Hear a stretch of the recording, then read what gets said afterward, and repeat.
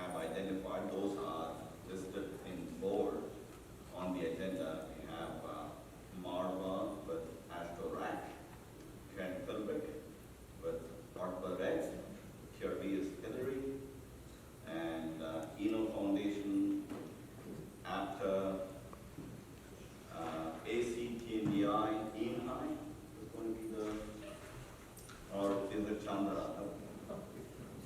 One of those. I think Chandra is the, because I was looking at which one was bolded and ENI's name is, so my apologies, Chandra. And ITE is going to be Manzure and mine, of course. And IRF is Joe Sykeston. He is not here today, so we can use him as the permanent liaison for IRF. But let's get going with the reporting, and Marwa has another exercise for us. I actually do, but good news first. So we have been working hard with Ashtorak right now to create a more collaborative partnership. And Larry and I are working together on this. So the first thing is the Ashtorak has created two subcommittees, one that reports to TRB and one that reports to Ashtorak. And the committees in the ASHTO consist of us as well as a lot of the DOT folks. The one that's going to be a subcommittee for TRB is going to also include other educational academicians as well as industry. And the idea is to enhance communication and collaboration. So we are talking about first renewing the MOU, which ends next month actually. So we had a couple of meetings, and we're going to sign a renewal of the new MOU with ASHTO in the next TRB. We are talking about this beautiful survey, which is the little task I have for you. So we've created a survey to look at capturing all the best practices of how UTCs, not just federally funded UTCs, but how all UTCs can better collaborate with US DOTs or state DOTs. And it has been filled by many state DOTs, and we wanted as many of our UTC members to also fill it. So if you can use your cell phone and scan it, and quickly fill the survey, that would be great. I'll give you 5 minutes while I'm giving this update as well. The largest number of responses would be highly appreciated. This is all going back to Curtis Bradley, who is the research manager in North Carolina DOT, who is collecting the data from this survey and distributing it to all state DOTs as well as to us as well. We are thinking of doing a lot of activities that range from how to better work together even before the call for UTC proposals come out. This is the second year. We have 3 more years, and we're probably going to get another call out.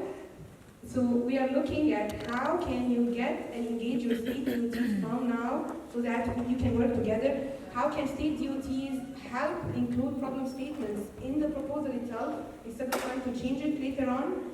Then I'm sure a lot of people would love this. I personally do.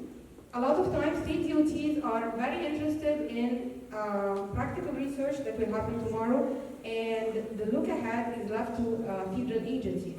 The idea is how can we utilize more of the collaboration that can happen between UTCs and state DOTs to do more of the, not basic research, but at least the long look of what's going to be needed in the future so it does not catch up on us, and how can we do more research in transportation that can push innovation, not just implementation. There is a lot more, and I want to give a chance to Larry to please join me here and give some more objectives of what we're trying to do. Quick question. What do you mean by number 3, type of UTC federal? Not all UTCs are federally funded UTCs, so there are other UTCs in universities that are not federally funded, but that's what that means.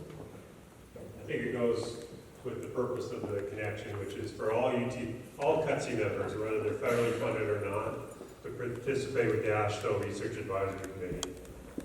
The other component of it is we're also working with TRB on their outreach components, right, on the 3Cs. So, Hillary, we got to talk with you as well, but the ASHTO RAC is also being connected with TRB, and we'll chat with you on that. Thank you. Quick question. What do you mean by number 3, type of UTC federal? Not all UTCs are federally funded UTCs, so there are other UTCs in universities that are not federally funded, but that's what that means. Thank you so much, and I'm going to say the last thing, and I just told Hillary in confidence, so I'm just making this as an announcement. Everybody, or half the people in the US CUT Ashtorak is also excited to serve as reviewers for the Student Awards. Yay! All right, thank you guys, I appreciate it. Thank you, Martha.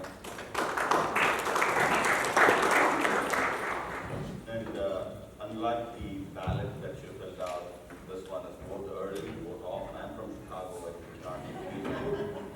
So, boost up the response rate for Martha. Right, thank you. If we can move on to our liaisons and reporting ARPA Ed. Sure, and for our newest CUTC members, ARPA is the American Road and Transportation Builders Association, and RED is the Research and Education Division. I have the privilege of being the president of the organization, and we have 3 directors here with us, Constantine, Mike Nodler, and Hillary Nixon. It's a great organization, and we have a strategic partnership with them. We updated the MOU at last year's summer meeting, and there are 4 specific benefits. That includes advocacy, because remember, using your state and federal funds, you can't advocate, you cannot lobby, you can only educate. So CUTC cannot influence advocacy or outcome. ARPA can. That's number 1. 2, connecting with industry peers. This is where you're going to find the people that are really focused on roads, bridges, and other type of infrastructure. 3, awards and recognition. So for example, last year, we gave Dr. Larry Rylett the S.S. Steinberg Award for his significant contributions to transportation research and workforce development. We also developed a brand new award targeted for women in academia specifically. Our inaugural recipient was Dr. Hillary Nixon, and they were celebrated at the annual convention. The annual convention this year will be in Amelia Island, it's in Florida. It's at the end of September, and hot off the presses, we do know who our Steinberg Award winner is. So we will be announcing that formally, not now, the letters haven't gone out, but I know, maybe I'll be a straight here. Also, we have a student video contest. This year we had 36 entries. Right now they are being judged by an independent review panel. The winning videos will be screened at the annual conference. Now, it's a really exciting opportunity to really acknowledge the contributions of our colleagues. So that excellence in academia work. Take off the executive committee. I still have one up here, but we're always looking for someone to take over that slot. They are back this year with their leadership conference and other awards after a hiatus of a couple of years due to the pandemic, and that's something that I think they want more people from the transportation industry to apply and get recognized. It's a fantastic opportunity that they provide, and if you want to know more about it, please do see me later on. We can talk about how you can avail of those benefits. We don't have Greg Newmark here, but after we are a very strong partner. Many of us here, including Karen Philbrick, are very active within APTA. We did engage with APTA about renewing our MOU. We will still revisit that, but they have been such a strong supporter of CUTC over the years, especially the winter banquet, and they recently, this past year, had the Workforce Development Award named in honor of APTA, and then that's going to be for a period of 3 years, is the commitment that they've made. So that's something that we need to build on and then see other ways of building collaborations with APTA. ASC, TNDI. Yes, please. I have something really important I think to tell. So I serve on the American Public Transportation Foundation Board and APTA's board at large. APTF, and this is for everybody's students, they get a very low response rate to the request for people to be nominated to receive scholarships. They're particularly having a hard time connecting with minority-serving institutions. So if you want to get involved, there's $10,000 scholarships available for your students. We awarded over $500,000 last year. So keep that in mind as a strategic partner benefit, please. That's, Karen, if you sign up the call, you can sign it for everybody. I'm sure people are looking. Call is out. it was, the deadline was last week. Yeah. I just sent in 3 recommendation letters, so, but it will be back out next year. Keep an eye out for that. We can definitely disseminate it through the CUTC webpage and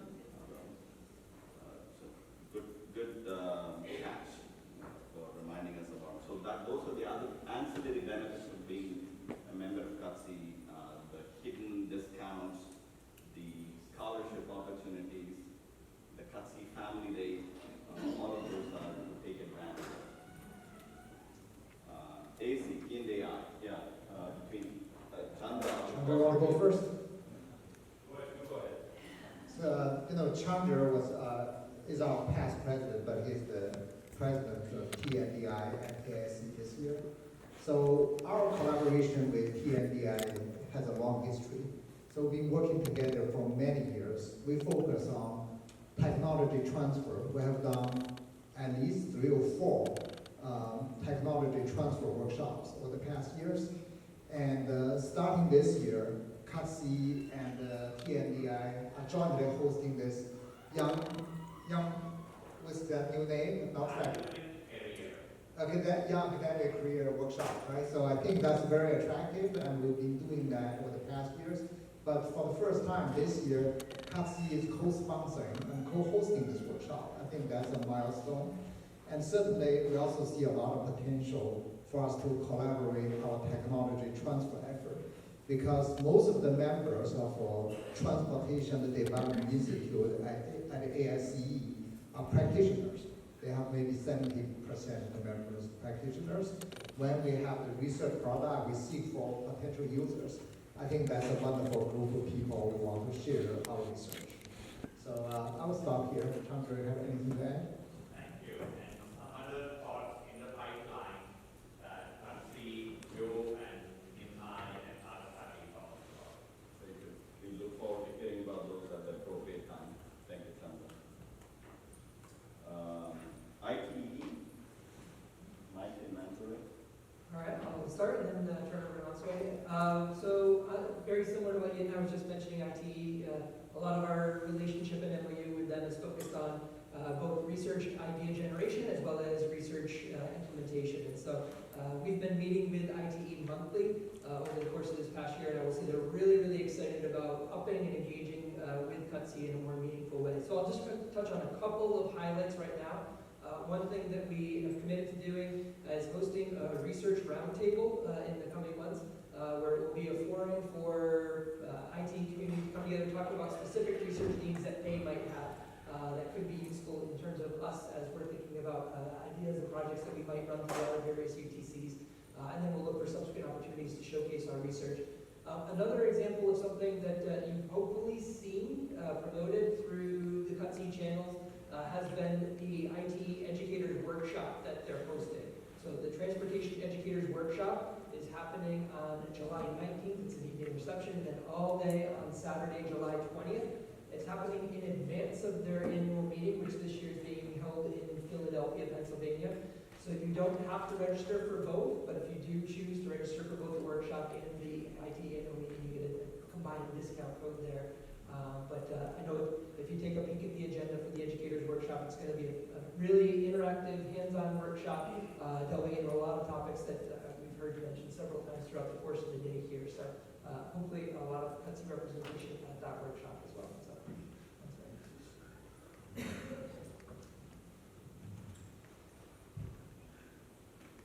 Thank you, Mike. You mentioned the most important one. So for the workshop, that would be great if you could encourage the educators, faculty to go and cover from UTC. That would be great. Because based on what we have been talking, it's going to be a great workshop for educators and using new technology and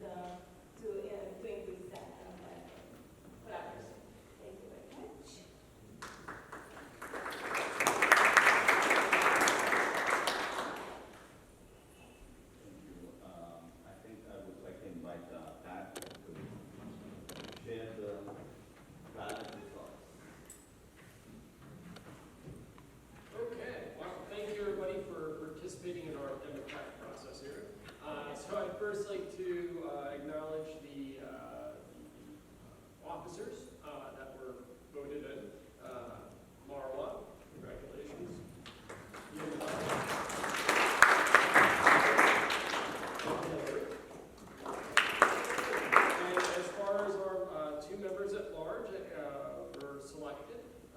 Congratulations to Heather and Marla.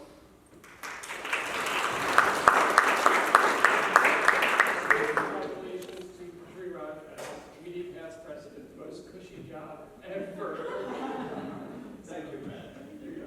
Thank you.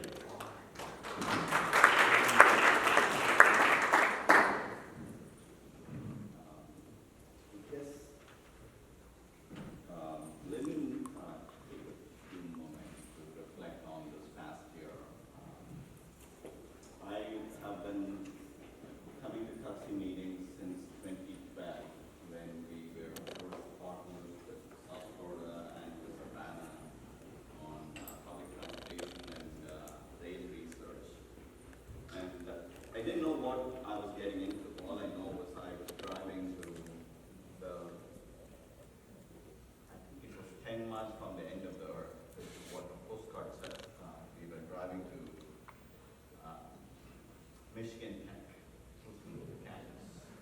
I still have that postcard in my office. End of the earth, and then MTU is 10 miles from there. That's what the postcard says. So I'm not making this up or any disparaging remarks about passing institution. So honestly, I didn't know what I was getting into. But it's been such a pleasant experience being part of this. As many people have said, it's probably an overused word, family, but unlike a family, this is not dysfunctional. It doesn't have the feel of being dysfunctional because everyone is funded, right? So there are no turf issues at play. At least that's the way I look at it. There's a lot of confidence, there's a lot of camaraderie that comes with being this. So I thoroughly enjoyed this past 12 years. I don't see myself leaving the CUTC family for as long as I'm in the profession. And so this past year has been fantastic. Thanks to all my colleagues here, Camille and Mansoray and everyone else who's been on the EC, Tracy, for being there to pour me up and prop me up in the last year. We're happy to have signed the MOU with PRB, looked at some workforce development opportunities. We've tried to do more, but the intent was always there to do the right thing for CUTC and its members. So from that perspective, I'm very happy with the last 1 year, and I'm very happier, if you will, that Marwa is going to take over from me. Can only be a step up from here, right? So thank you, Marwa, for stepping into those shoes, and welcome on board, Mr. President.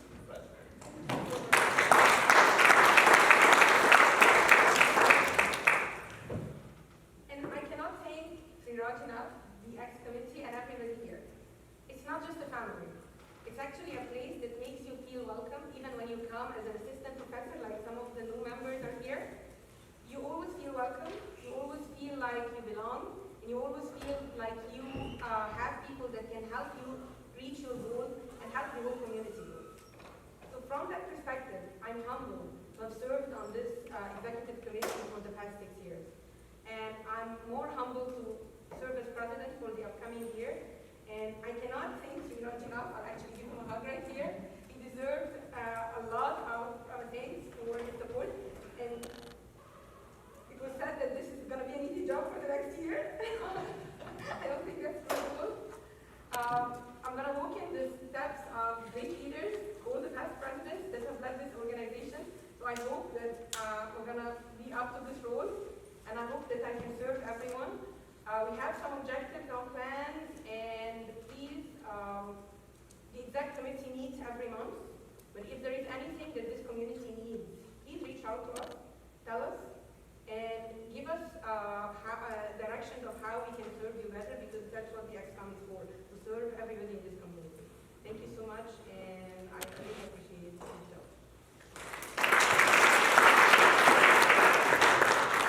Can I ask a quick question?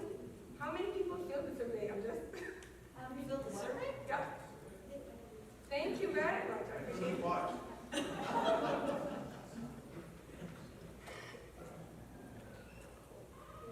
Am I still doing this? No, I That's what I not done.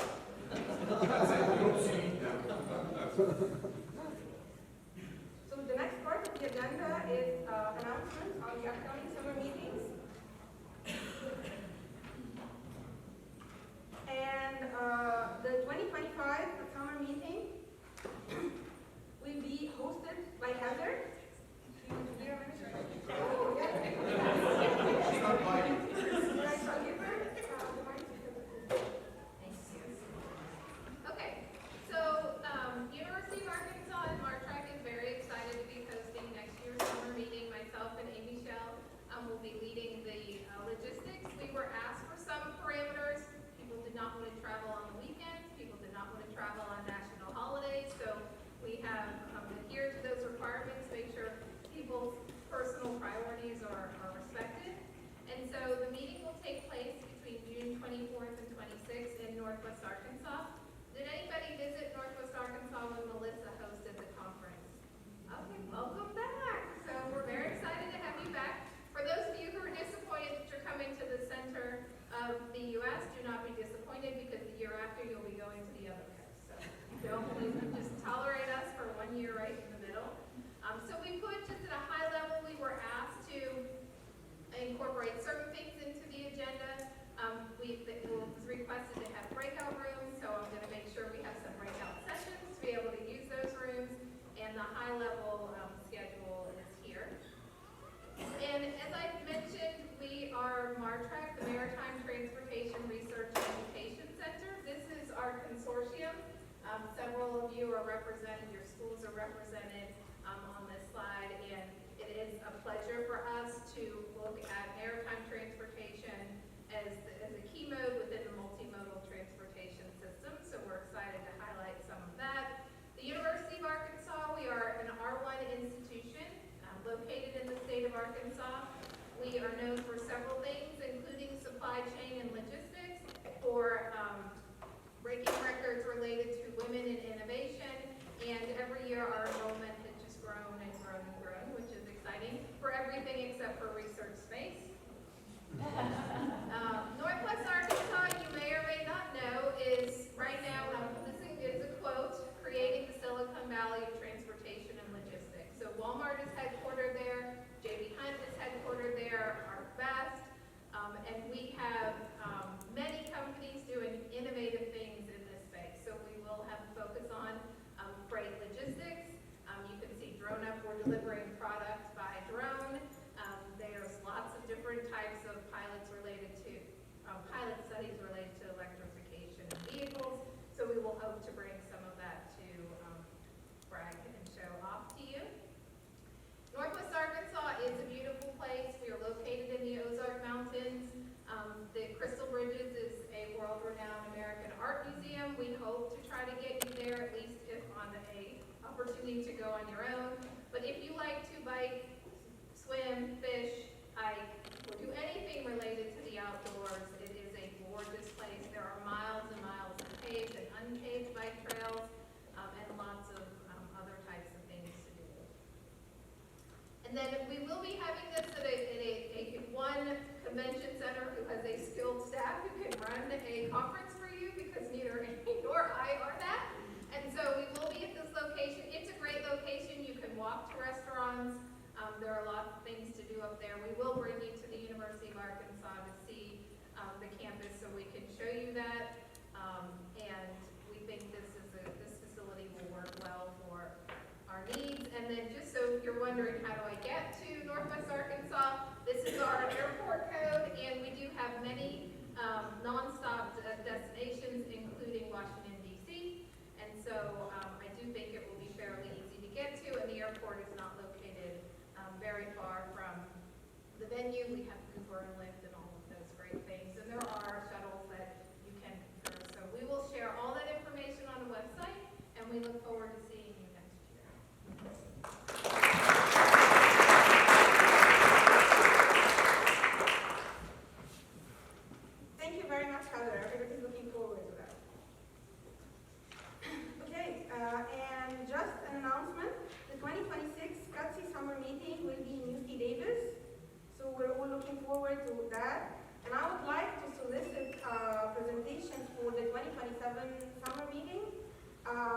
actual release of the RFP will be out in October, so please, if you're interested, we're looking forward to a proposal and we make a decision by April 2025.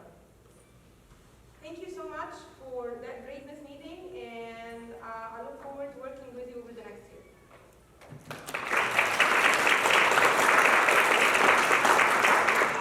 And we're back on time.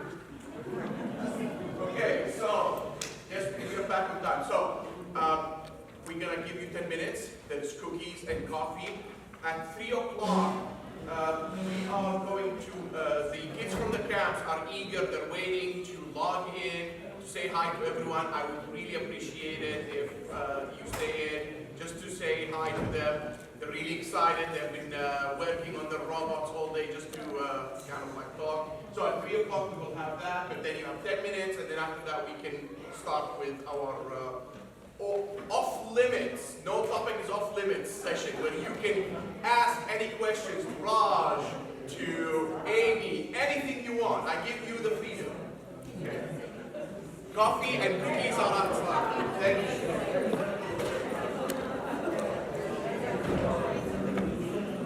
With some students, and what you're seeing is our middle school class who's doing programming with Spy Prime.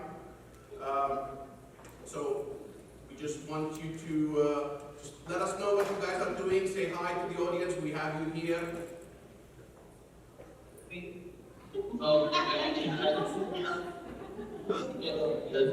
want to take the time to explain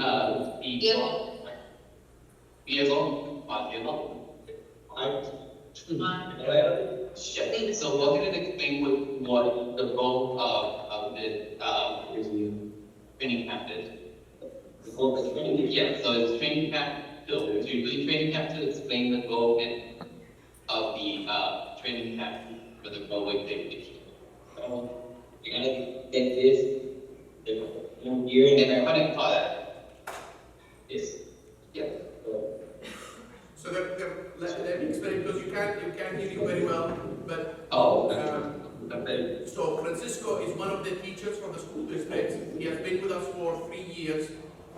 He's and he is teaching the middle school. This is a middle school class, and they are basically programming their robots to go pick up a rail axle and move it to a certain location. So they get to do it by programming. And at the end of the week, they have a competition, and the winner of the competition comes back on the 28th to compete against all the winning teams. So we have 10 classrooms per week. Each classroom produces a winner, and they all come to compete on the 28th in the morning. And the closing ceremony, we basically have them compete. We introduce the overall winner for the Rio Grande Valley. So this is one of the middle school classrooms. Angela, do you want to add something? Can we have the elementary kids? Because we were kind of short of time. Can we have the elementary kids there, please?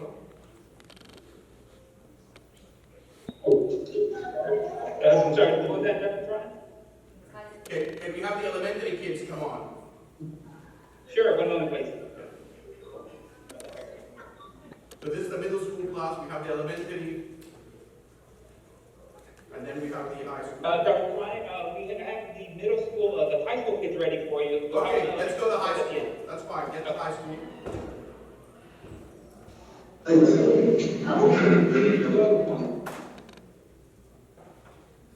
Do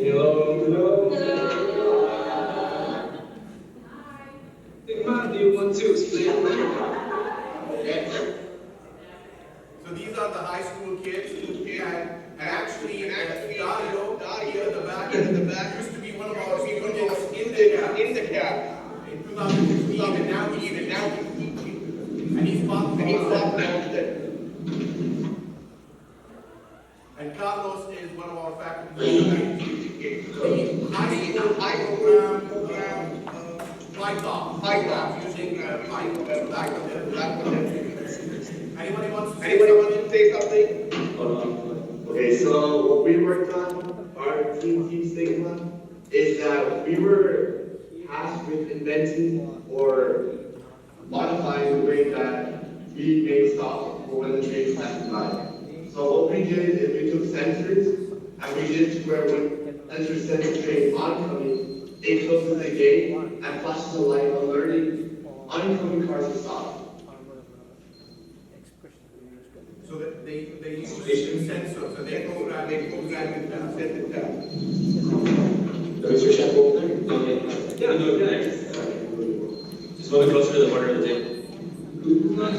Right there in the corner.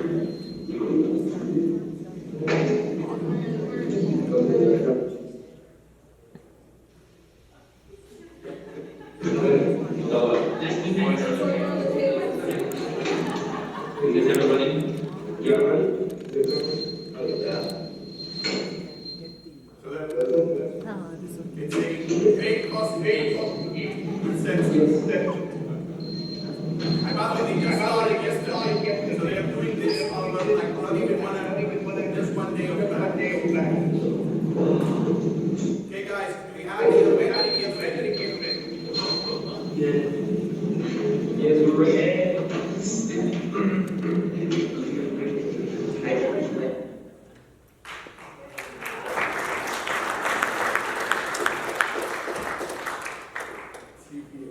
It's exciting to see the elementary kids. There is so many of them, and they're like super hyper. Like, Peter, do we have the elementary kids? Oh, yeah.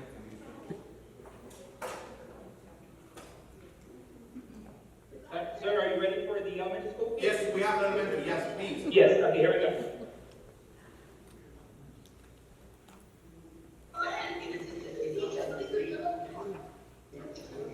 So there's the elementary kids.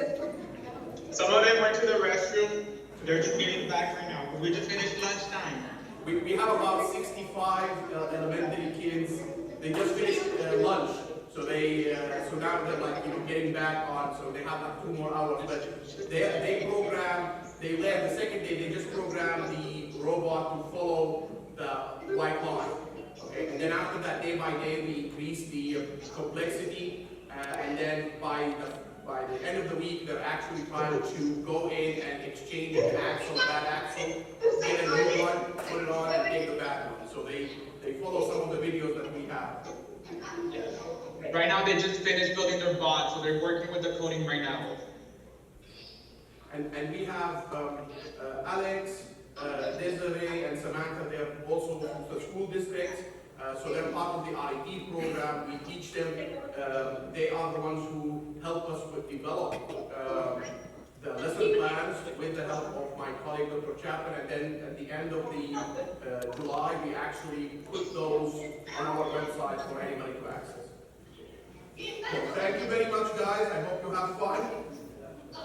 Say hi to everyone. Thank you. Okay. Thank you, guys. Okay, sir, we'll be turning on. Yeah. So they're excited about so now to the fun part. So I'm going to invite first of all our DOT folk to come to the execution room. And what I want this, I didn't want to put an agenda. Actually, I want to also invite Raj to come because I know there's a lot of questions. Yes. So I didn't want to put an agenda on this because I really wanted it to be free-form, meaning I want us to really share and be honest. That's one of the things we've been talking about. We're a family, right? And sometimes, with family, we have to have these hard discussions or difficult conversations where we say your mind, speak your mind, and let us all learn. If we see that we all are facing difficulties with something, or for example, I know somebody brought up, hey, the summit. The summit is going to be an annual thing starting this year for 5 years. Okay, I understand. We have meetings. Sometimes if it comes in with certain schools, it's good to get it out and just discuss it, because sometimes it's very hard to schedule time. So for example, this time we did so much homework on what is the best time to have this, right? And then after we did that, it coincided with some event where, you know, Dr. Ibrahim could not come, and then Caesar got sick. So no matter how much planning you do, sometimes you fall into these things, right? So same thing with the summit. We were told it's 13 to 15. We clear up but it's might be more difficult. So these are the times where we can just have the conversation. So what I want to do, I'm just going to be the moderator. Whoever has certain questions about anything, step up to the mic, ask any of the people on the panel, and if you have other people that you want to put on the spot, I'm more than happy to put them on the spot. I have no problem putting in people here. So that's how we're going to do it. Again, we have 1 hour. We will finish on time. Don't worry, we'll finish at 4:30, and I'll give you back your time. But I want it to be interactive. And please, speak your mind. Okay, we're a family. There is nothing you can say that will offend any of us. I hope. Right? With that, who wants to go first? Heather, you want to be the bad guy? Let's go.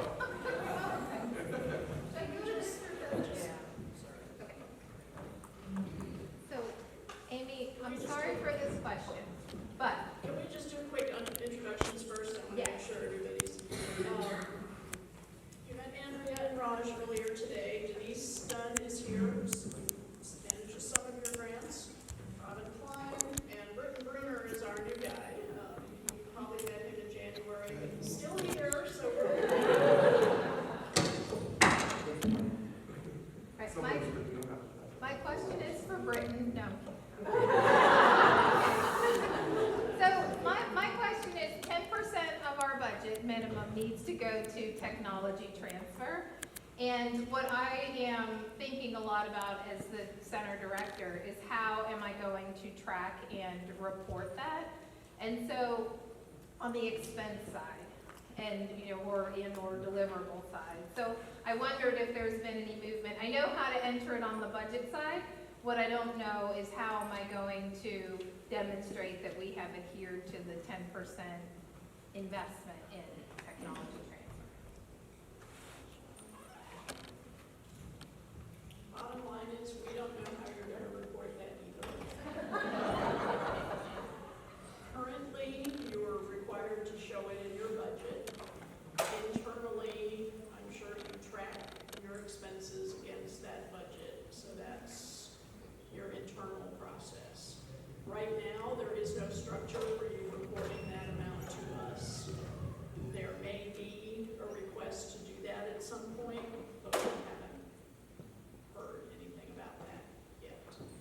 So it's the kind of thing that might come up. Somebody will ask you suddenly, by the way, give us your numbers, but routinely we do not yet have a way to respond to that. So, Amy, let me piggyback on her question. Like, technology transfer is, everybody defines it differently. So, for example, we took about 24 students and 6 faculty to South Carolina for the GRC conference. And they had poster presentations and they were also presenters. I mean, I consider that a technology transfer activity.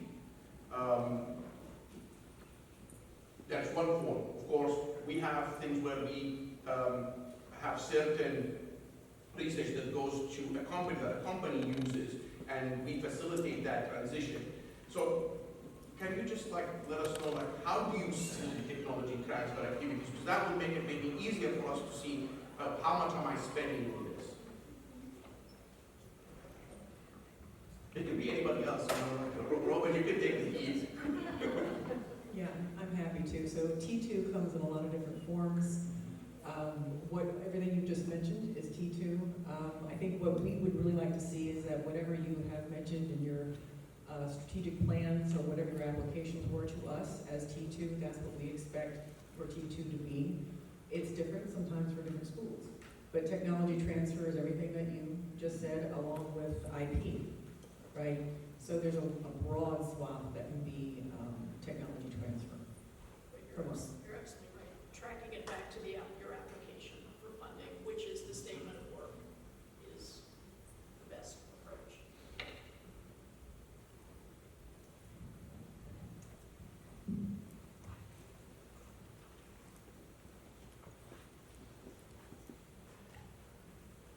Mimi touched on an issue earlier related to confidentiality of certain data. And the question was posed to me immediately after that by Ron. When working with our tribal nations and tribal communities, they're very sensitive about the data that they provide. And looking back 50, 100 years, there's very good reasons why they should be concerned about providing data. And so then I realized I didn't have the perfect response to that, but my response was that we can work this out in advance as long as it's clearly articulated between a tribal nation, for example, and us, what data can be shared. And then that becomes, what can only be shared becomes part of the data plan. So in other words, all that information can be protected if it is just discussed up front. So could you kind of correct me and expand on that a little bit, please?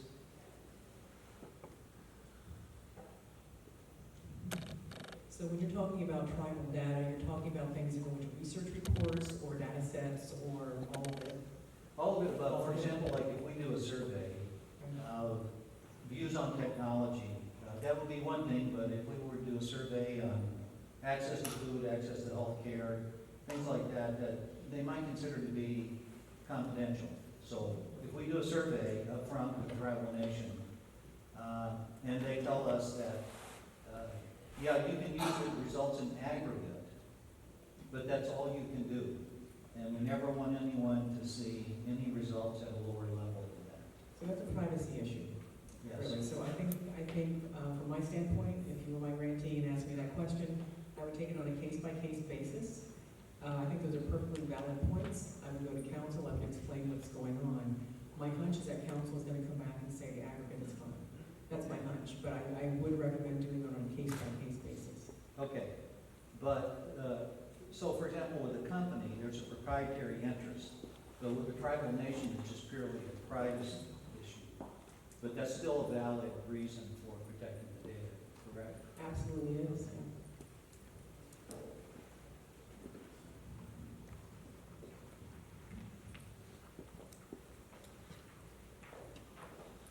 All right, I know this one has come up at this very meeting multiple times over the years, but as it relates to publication and then our final reports on the UTC side of things, given some of the advancements in technology, journals are running quick scans to see if something's been posted elsewhere, and the second they find it posted elsewhere, they now say it's no longer eligible for publication. Is there specific guidance that you're all providing for us in terms of what our final reports might look like so that we do still allow our researchers to publish in journals as they're expected to do? Yeah, there's a lot of information about this on the National Transportation Library's website now.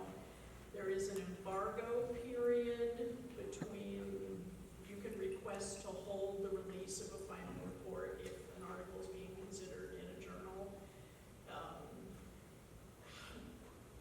We would probably need to have a conversation on how close is it to being accepted for publication and figure out appropriate timing. And then we need to follow up. Did it get published in that journal? Or those kinds of questions. But the National Transportation Library is trying to accommodate this issue, and the embargo period was the big win on that point. 2 years? 2 years. Does that get to your question?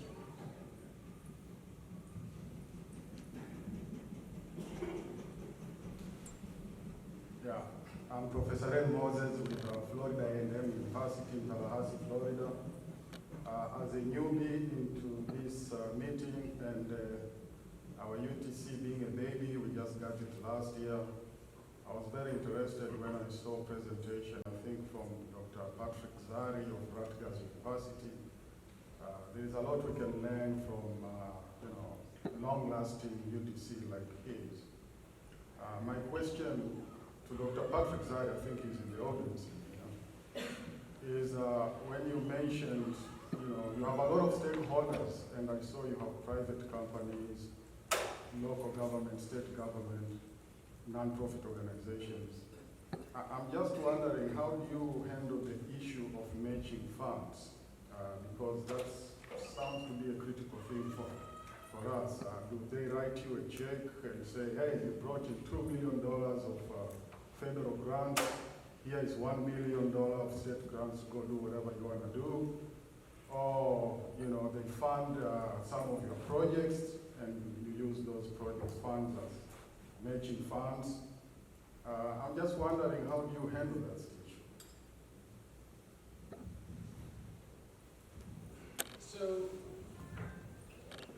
So matching is interesting.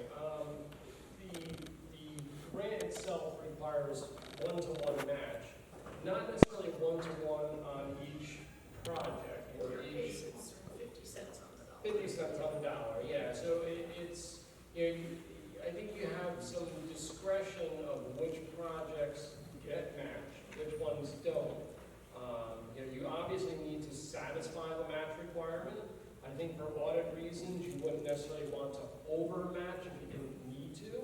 I think that can lead to a very sticky paper trail for you down the road. But I think the more stakeholders that you engage and the more partners, more state agencies, industry, foundations, obviously faculty and kind time, you find yourself where the match might not necessarily be the driving factor anymore.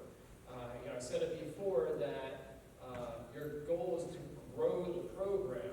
If you bring in other federal dollars, cannot be used as match, right? You might do a seed project, it might generate interest from something else that might lead to other projects, other things, but you would never count those dollars as match. Same with the technology transfer activities. You can certainly count LTAP dollars. LTAP dollars are allowed. You might choose not to use those as match, though, just to keep those worlds separate. I think as you start, in the beginning, it's more challenging. As a new center, you're really focused on how do I generate those matching dollars, how do I move forward. But I think once you start the ball rolling, I think a lot of more established centers would agree that there's more opportunities out there once you're not worried about meeting the match. Now, there are some states that have a lot of centers as well. And going to your state agency and asking for those matching dollars has become problematic. But there's still county, there's other groups within your state. You don't have to always go to your state DOT. And frankly, you don't even have to go to a transportation organization. There's plenty of other state agencies. I just got a grant from the New Jersey Department of Education. It's not an area that you traditionally would think of as transportation, but hello, school buses. So there's other agencies beyond just state agencies that you might want to engage for matching. Hopefully I answered some of the question, but you get creative. Look at other agencies, look at your counties, look at your state DOTs, the other state agencies. Industry is cheap. I don't know. They get them to kick in money. They're very. They want the product. They want to control it. That does get into some publication issues. The more industry dollars you bring in, the less likely they're going to want you to go and give something away, right? So that might be at odds. I kind of alluded to that in my presentation earlier. I shouldn't say they're cheap. They're just, they want the benefit, right? They're paying for something, they want the benefit. The feds are paying something for it, they want a broader benefit. Hopefully that's good. And if I can add to that, just like on COSHARE, so if you align it with something you're doing, so for example, the summer camps, part of our community engagement, right? We had initially only about 30,000 set in the grant for that, but the local school districts are investing almost 150,000 a year to run those camps. So that's considered all as COSHARE, and I'm able to get around 1,300 funding, but it's only costing the federal grant about 30,000, and the remaining money comes from the local school districts, and it's part of the mission of the center anyway, so it works both ways. The community gets benefit, and we do not get to spend a lot of the money money on that since it's funded. So you have to find the opportunities. If you're doing something and you can say, hey, let's say there's a local organization that can say, if you do this, we're going to give you another, whatever, 50,000, and you get another 50, and now we get a bigger project. You just have to find these opportunities, and you just have to look for them. But when they line up, it's something that is can become what is called self-perpetual, like it's continuous. Thank you. And actually, before we take the next question, I had meant to do this as part of the introduction. Short attention span. Could whoever is a center director on either a UTC, FAST Act, or Infrastructure Bill grant stand up for a second? Just so we can all see who each other are. Thank you. Just want to know who you're sitting with. Thank you. You may sit. Now, if you are the person on that center who works with the director to produce progress reports, to keep track of research projects, that sort of thing. Some centers call those program managers, some call them associate directors. If you were that person, would you stand?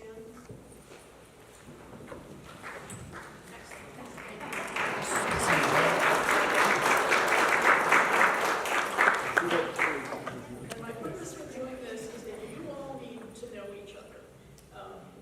We are trying to reinstitutionalize a group that existed some years ago of you all. There are a lot of issues that you can help each other with, how to manage things within a university environment, how to wrangle researchers. And Tracy is helping to reconstitute that group. It has met virtually a couple of times, and if you'd like to be involved in that group. So if you want to be involved, I think everybody here has gotten an email from me at some point. If you haven't, I'm sorry. Try to reach out to me. But just email me, and I was joking with Amy earlier, we're like, the whatever it's called. It's a fabulously long name. I summarized it TRICOM.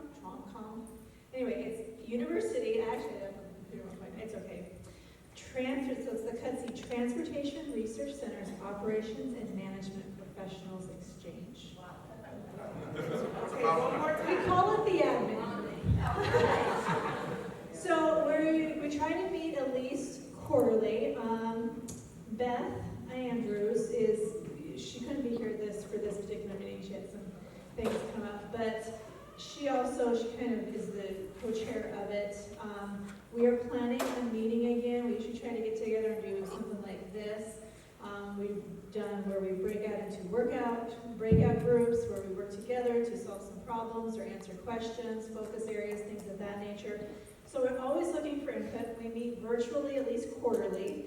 So if you want to be on the email list for our next call, just drop me an email. I will make sure to add you to that list, and we will include you in that.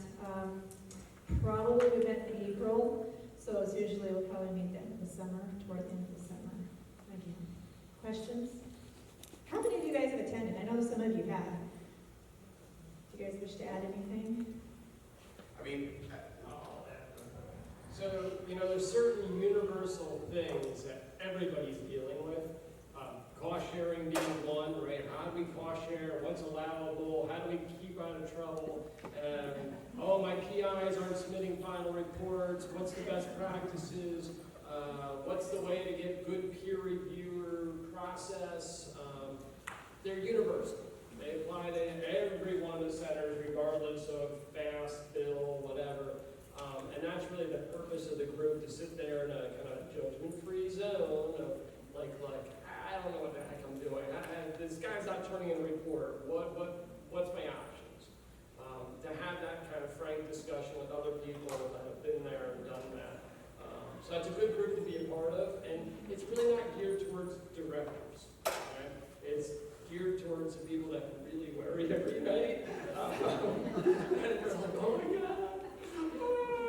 So that's what that group is about. Don't underestimate how much you're right. And just to let you know, like, one of the the thing, it's very important for the new people. I know like staff sometimes like when you hire new staff, it's kind of like drinking from a fire hose. It's a lot of things coming at you and getting emails from, you know, like, hey, you need to get this, you need to get this. It's always nice to just talk to somebody and say, hey, how do you handle this? Do you have a nice template for this? You will be amazed how like sharing the community is. I mean, a lot of the times, for example, I borrowed a lot of some of the templates from University of Nebraska. They had a template for their project, and I liked it. And I said, hey, Mal, can I use it? And he goes, yeah, sure. And then you take it and you adapt it if you needed to make changes. But it makes it easier that when you have that the support. And when I started in 2013, it was very overwhelming. Like a lot of people had experience, but then year by year, you just start learning from people and you see like, how did they do this? How did I do that? What do I need? So it's a very good place to just, our calls, because you have it all figured out. We will probably be bugging you at some point to consider sharing some of that information with us or coming in and helping to mentor the group. So we appreciate everybody's input into that. Any more questions? All right. Yu Zhang from USF, I'm Center Director from NASA, which is a FACT-Act National PC focusing on the transition reduction. So actually, I kind of follow up the question about the matching. I think the well-established UTCs versus new UTCs are facing different challenges. And, we established the community for those, for program managers. So I'm just, it's not a question, it's more like comment or clarification comment is, how about, I know Patrick mentioned you probably can have other sources of the matching funds dependent on the scope of your research center, but many of our matching funds actually came from state DOTs. So I was wondering, have UTC program office facilitated some kind of discussions among the research centers at the different state DOTs, and then to help the staff there, especially the directors, to understand the matching. We have seen the turnover of the leadership of the research centers. So besides establishing a community of program directors, the center directors, it would be helpful to establish a community of the state DOT research center directors. Just my thought.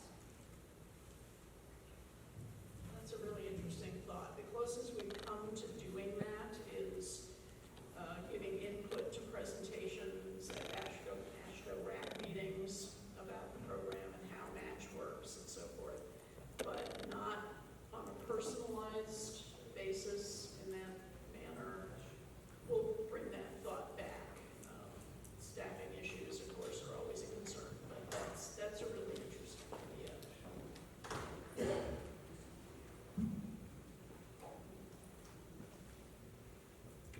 Kevin Heaslip, University of Tennessee. This question is for Raj and also for our DOT friends. As for getting in our case, Vice Chancellor for Research to come to the conference, I would like to know what you were thinking as far as the agenda for that meeting, so we can help communicate it, and also, is there a possibility to get the secretary to come, because that would be a game changer as far as getting our folks to show up. Thank you. Thank you for the question.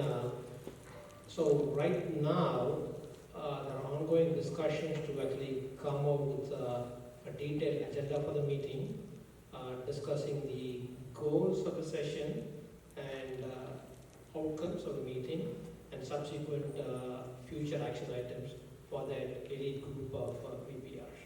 So please stay tuned. If you can, I guess Karen, we can stand up. Karen Lightman, CMU Safety 21. Karen Safety 21 will get on the coordinates. If you can basically send her either your information or information about your VPR, we'll make sure that whatever we come up with actually reaches.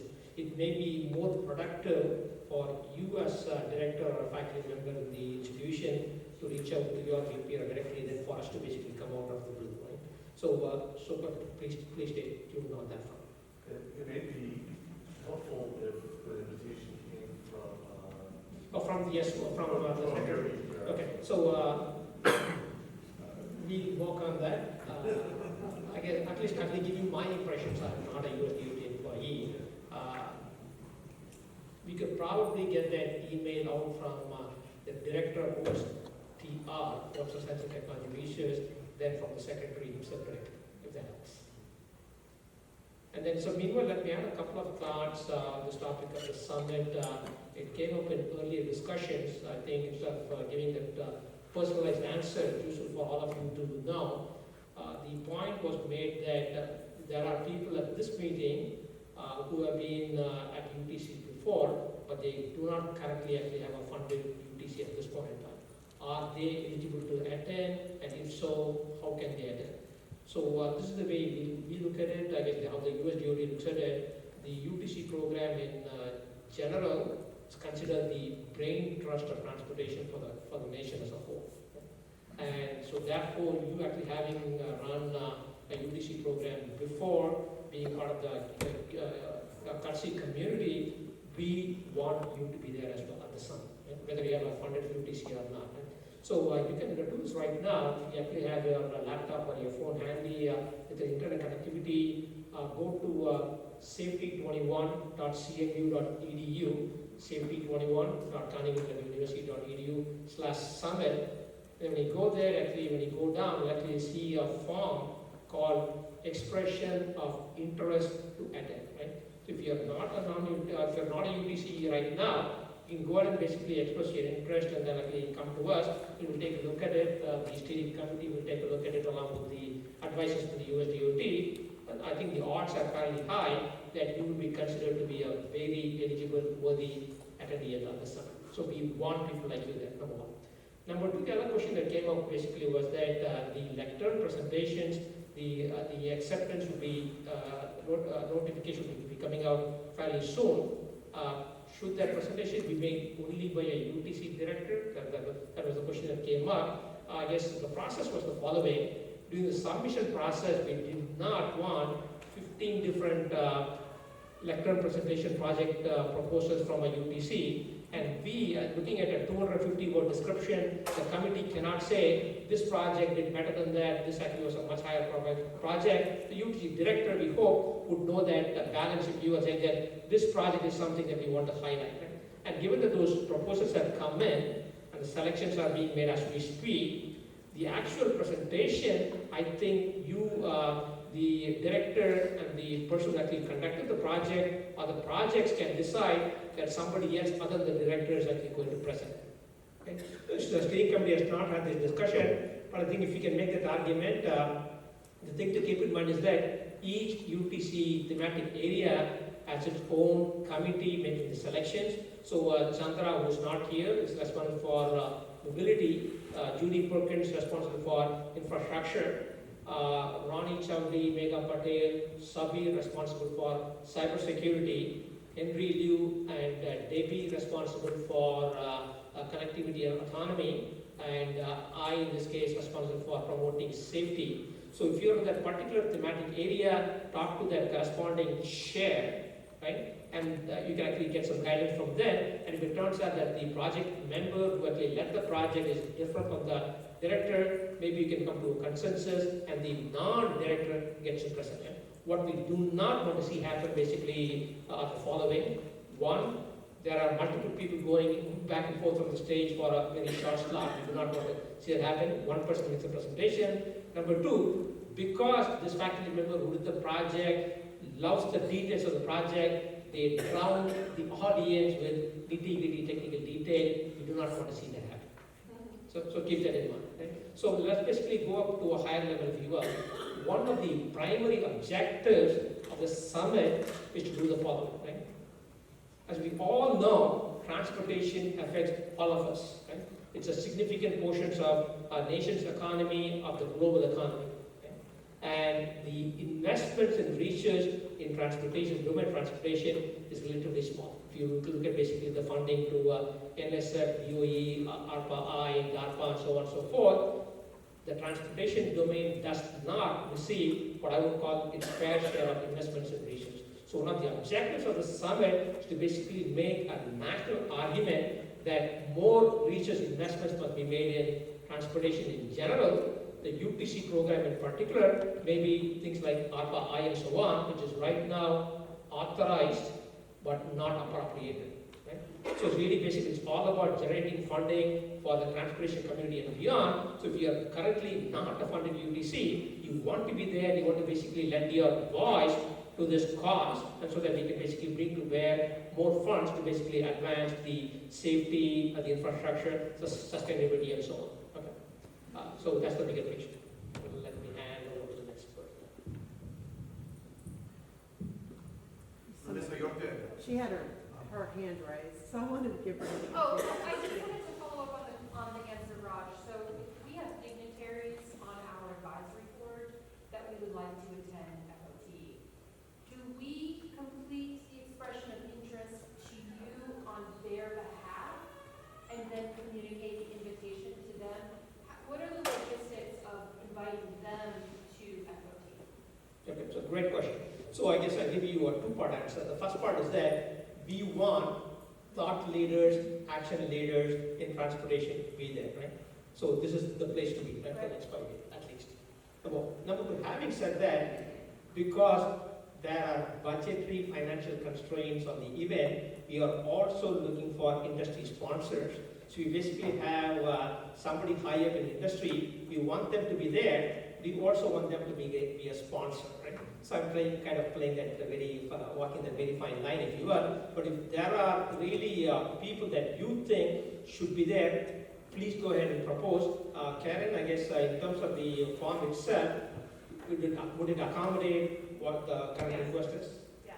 So you can actually make suggestions, and please do so. You allow for them to see it. So Raj, are you guys gonna send us emails of who our invitees should be? Because that was not very clear. Are you gonna send us an email and say, hey, give us a list of your invitees, and there is a limit of, I don't know, 5 or 10, or is that coming? Yeah, yes. So once those expressions actually come into the steering committee, will of course goes into a spreadsheet when we meet on a regular basis, more than once a week these days, and then once we make the final decision, so there'll be notification going out saying that these are the invitees who are invited to attend, in which case you have to go through the US DOT process, the security process of pre-registering, so that the security personnel at the building would know who you are when you come in. Of course, you're already in the checklist and things flow very smoothly. So you're not gonna send us an email. We have to go do it through that website. Oh, I see. So we actually, just like the call for papers and presentations went out, we will be sending out a call for the expression of interest. We will send out to the UTC mailing list, and then Tracy, with your help, maybe we can send it out to the CUTC mailing list and so on. And then if there are other mailing lists that you think this should go out to, we'll be happy to do that. So we want this to actually to reach a very wide community. We really truly want the national leaders. And I guess they could be, for example, the ones that you suggest be invited to the summit. They can actually come from state DOT, from your local community governments, and so on and so forth. We really want the gamut of people in this case. The follow-up question on that one. So we don't know as yet about the approved posters or talks and so on, and the expression of interest depends on the outcome of that decision. Is it okay if that expression of interest is submitted after we know about the outcome of the review of the proposal of the talks, demonstration, and so on?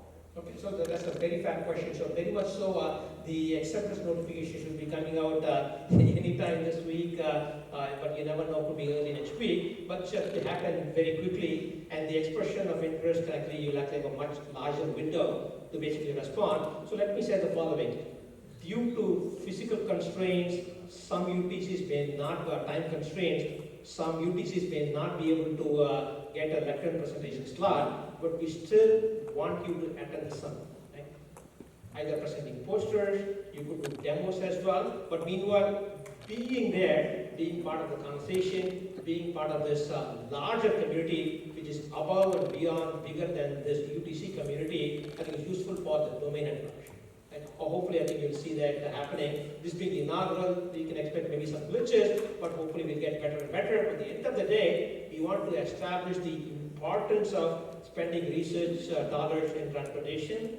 And number two, basically show that programs like the UPC, right, $90 million, $85 million a year, is money well spent and incredible value coming in, and therefore we should be multiplying that value, right, with more money coming in.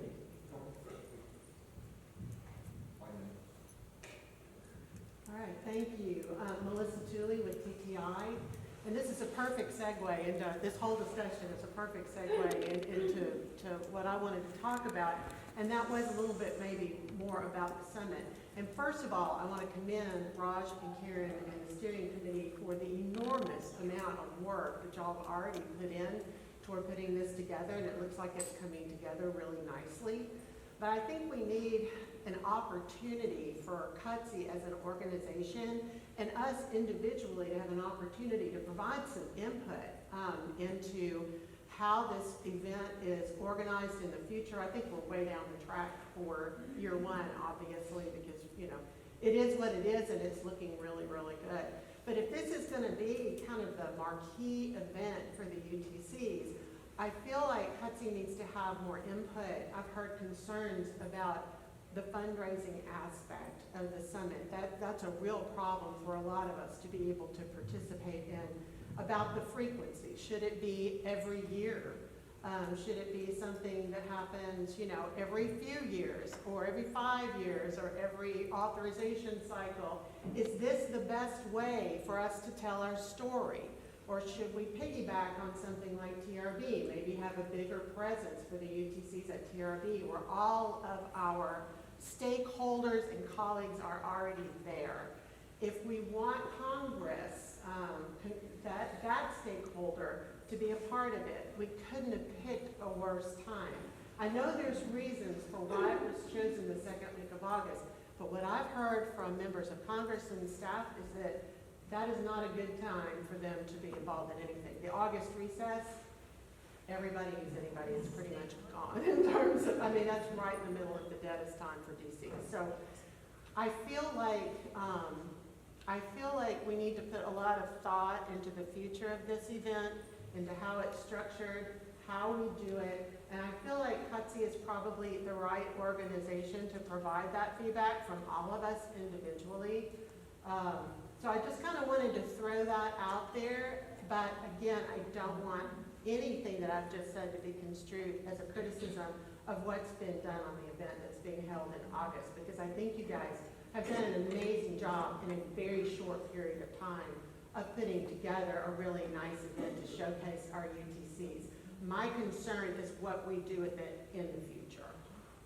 Well said. First of all, let me deeply appreciate your comments. So very thoughtful comments. Why don't we continue to actually have an ongoing discussion on this on the subject? I would actually talk to you right after this. So let me just make a couple of comments. One, I am not a federal employee. I can talk all day long about lobbying, but the other people on this panel cannot and should not, right? So it turns out that some things can be discussed in a particular context, but not in a different context. We can do certain things at the US DOT, but we can do other things outside the US DOT, like that evening reception that I talked about earlier. So there are certain lines that we cannot cross, but meanwhile, the lobbying, I believe, has to happen, and CUTC should be involved. I guess given that the concept of the...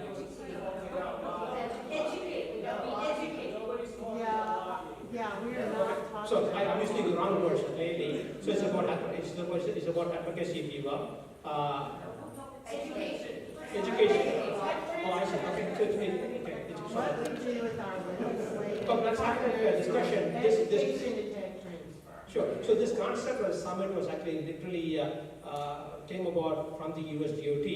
So they are operating within those constraints, if you will, right? So therefore, the organization of the event itself, the hosting, came from within the US DOT in general, the UPC program in particular. So those are kind of, it gives you a sense of how things actually happened, they did, and then going forward, the leadership of the event will likely rotate, and then we'll likely have a discussion about how to actively engage CUTC for education purposes and stay there.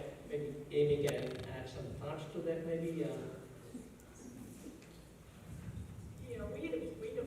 considered you going to the Hill to speak to staffers about a project you're working on as completely acceptable. It's when you take the next step of, so because I've done such a good job, I would like, no. But this information exchange is kind of what the whole thing was built on, as I understand it. And congressional staff is certainly one audience. AstroRack comes to mind as another group that we might want to approach about attending. Yeah, I mean, I use that as an example. I know there's a lot of other constituencies that are just as important and are available in August as any other time. You know, but that was stated as a potential audience and stakeholder for this, I thought I'd just put that out there. And it hasn't come up, but since this idea was first floated, our office has been approaching the Secretary of Staff to try to get it on his schedule. At an event he was at, somebody mentioned it. Number one, he has enormous name recognition of the UTC program. Oh, yeah, UTC program. So, all good stuff. He was very eager to attend, and that was part of the decision of doing it at DOT, so he could, if he had 5 minutes, he could stop down. We don't have a commitment. It's not unusual that we wouldn't have a commitment until much closer to time, but I just thought I'd mention that he is interested in this in a personal way.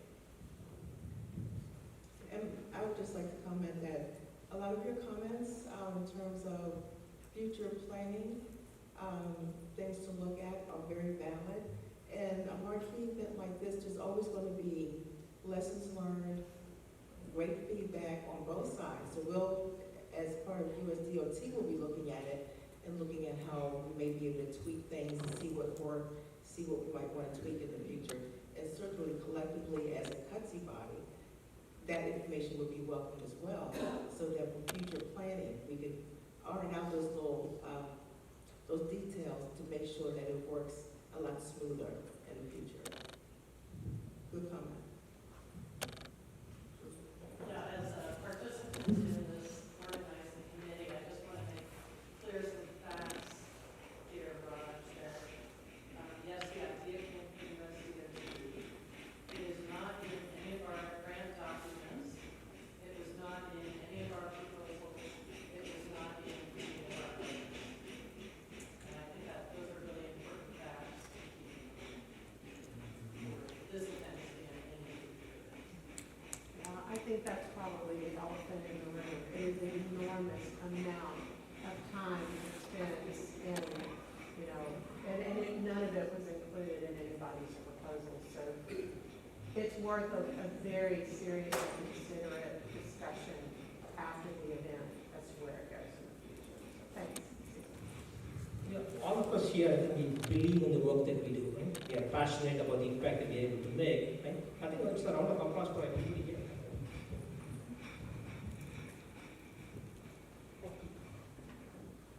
Hi everyone, this is Sabir Salik. I'm from Clemson University. I've been working for the National Center for Cybersecurity and Resiliency for Transportation. So my question is a kind of a little bit open-ended, so please feel free to answer anyone. And I'm kind of going back to the partnership with the industry partners. So my question is, so sometimes we feel these some obstacles when we are trying to, so can you hear me? So sometimes we are facing some obstacles. So let me, for example, say maybe we are feeling discouraged because the industry partners are asking us to sign an NDA, or maybe the industry partners are feeling a little bit discouraged because they are not sure how much they want to share with us in terms of the confidential information they're working on, or the privacy of their company, or especially when we're working with cybersecurity. So if there are any cybersecurity incidents about which we could learn from them, so they might not be very willing to share those information for company's reputation and so other factors. So my question to you, for sure, I mean, for industry collaboration, we, as you all mentioned, so we bring industry people onto our advisory board, we learn from them, we engage them into our projects to see how our projects are beneficial and practically implementable. So those are all already done, but I'm thinking like, what would be the strategies or what would be your suggestions to take this to the next step? So to maybe having projects in collaboration with industry and UTCs, or bringing money from industry for some matching fund or some sort of effective collaboration that is the next step. So what are the strategies you typically follow, and what would be your suggestions? Thank you.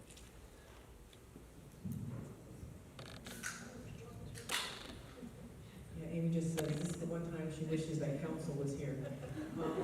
So from my perspective, what I would tell you, if you called me up and asked me that, I would send you to two people, Morris Perlin over here and Zach Cassis, who, for cybersecurity purposes. And the reason I would do that is because they have been able to form exactly the type of partnerships that you're talking about. Over here on my Fed side, I don't know how that's done. Honestly, that is a grassroots, trust-based thing, where you have to prove to industry that what you have is worth the collaboration. So I would encourage you to reach out to other people who are involved in the field. That would be my first take on it. Thank you. Actually, that was my intention of asking this question. I'm sorry, I know I'm not at the table.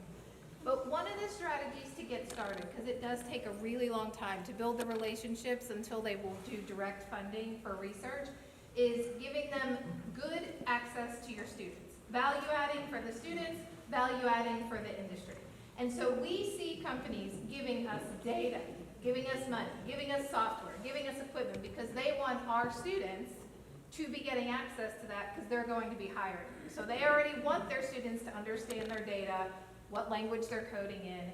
And so one of the most successful ways that we have had to get started with a new company partner is different kind of programs where they would say, okay, we're going to have a hackathon, we're going to have a capstone design, we're going to have, and bring them in, and then they give you access, the students do a project.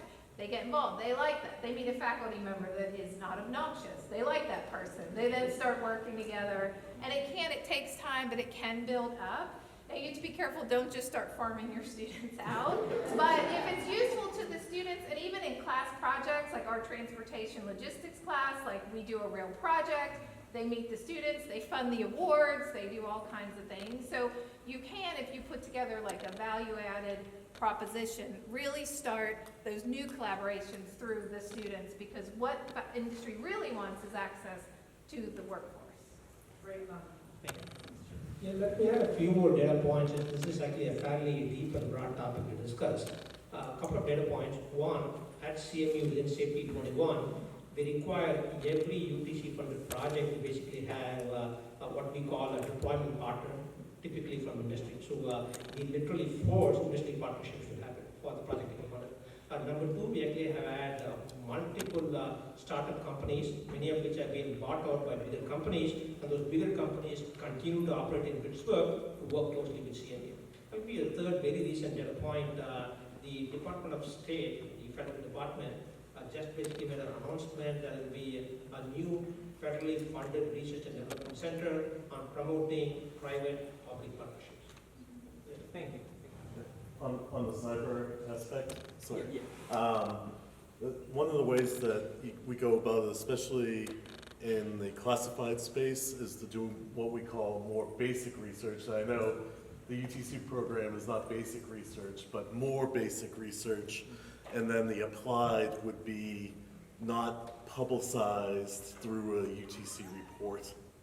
So you separate the theoretical portion and the application portion. You publish on the basic portion, and then you don't publish on the applied portion. And that's one way to get around it with the companies. So the basic ideas are out there, but how you actually apply it to a certain aspect is not. So that's the way we've been able to do it in the past. Thank you. Thank you very much. That was very valuable. Thank you. Thanks for that question, because you just learned some stuff. I want to ask something to Andrea, the person in here, like, you know, I want to make him well for the dinner. One of the questions that has come up, at least I hear it a lot, this new thing of predatory journals and predatory publications. And so some of these some faculty, for example, and again, MDPI, some of them view it as predatory, some not, depending.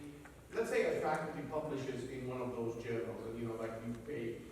Is there any issues with that being submitted as a final report on TRED, or any issues that you guys can see with journals that are published in some of these, papers that are published in some of these journals?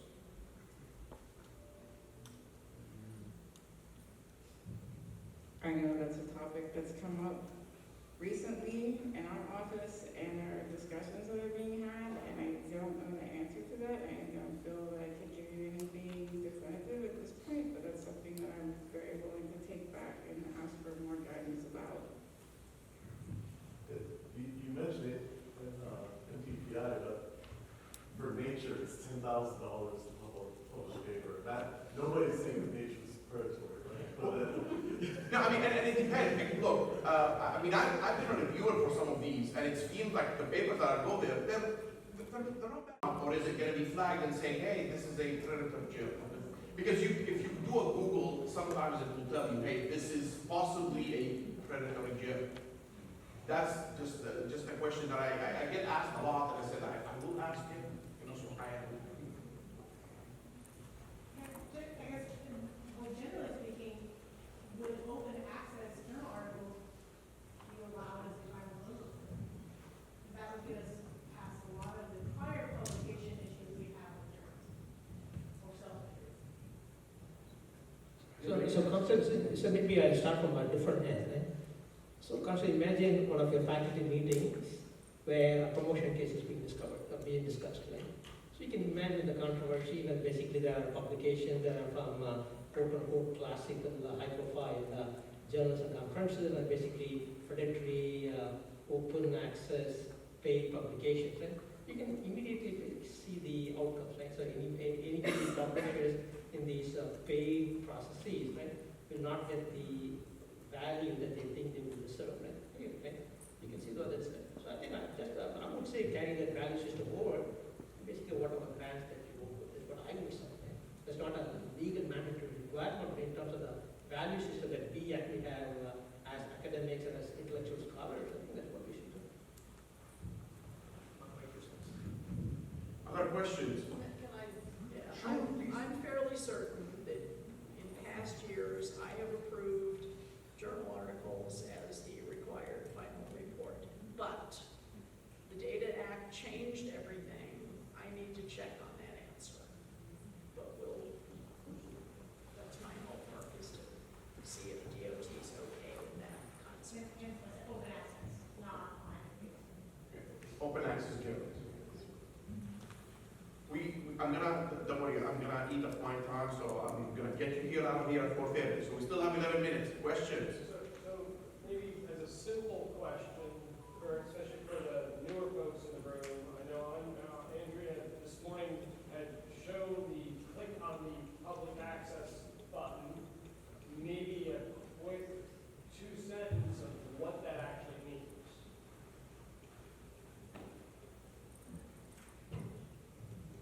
We don't know.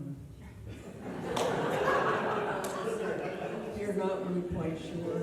All of that is done on the backside, and we don't have anything to do with that. There are people who make things publicly accessible in accordance with whatever data rules are currently in place. We can find out what that means. But as far as like the data management plans and us having to publish broad data sets and things like that. Okay, so we've got some new language. I want to share this with everybody now. This is probably going to go out to everybody after this meeting, maybe sometime next week. This literally just came from our counsel's office because we've been getting so many questions about data sets and how they should be treated. This is slightly a different question.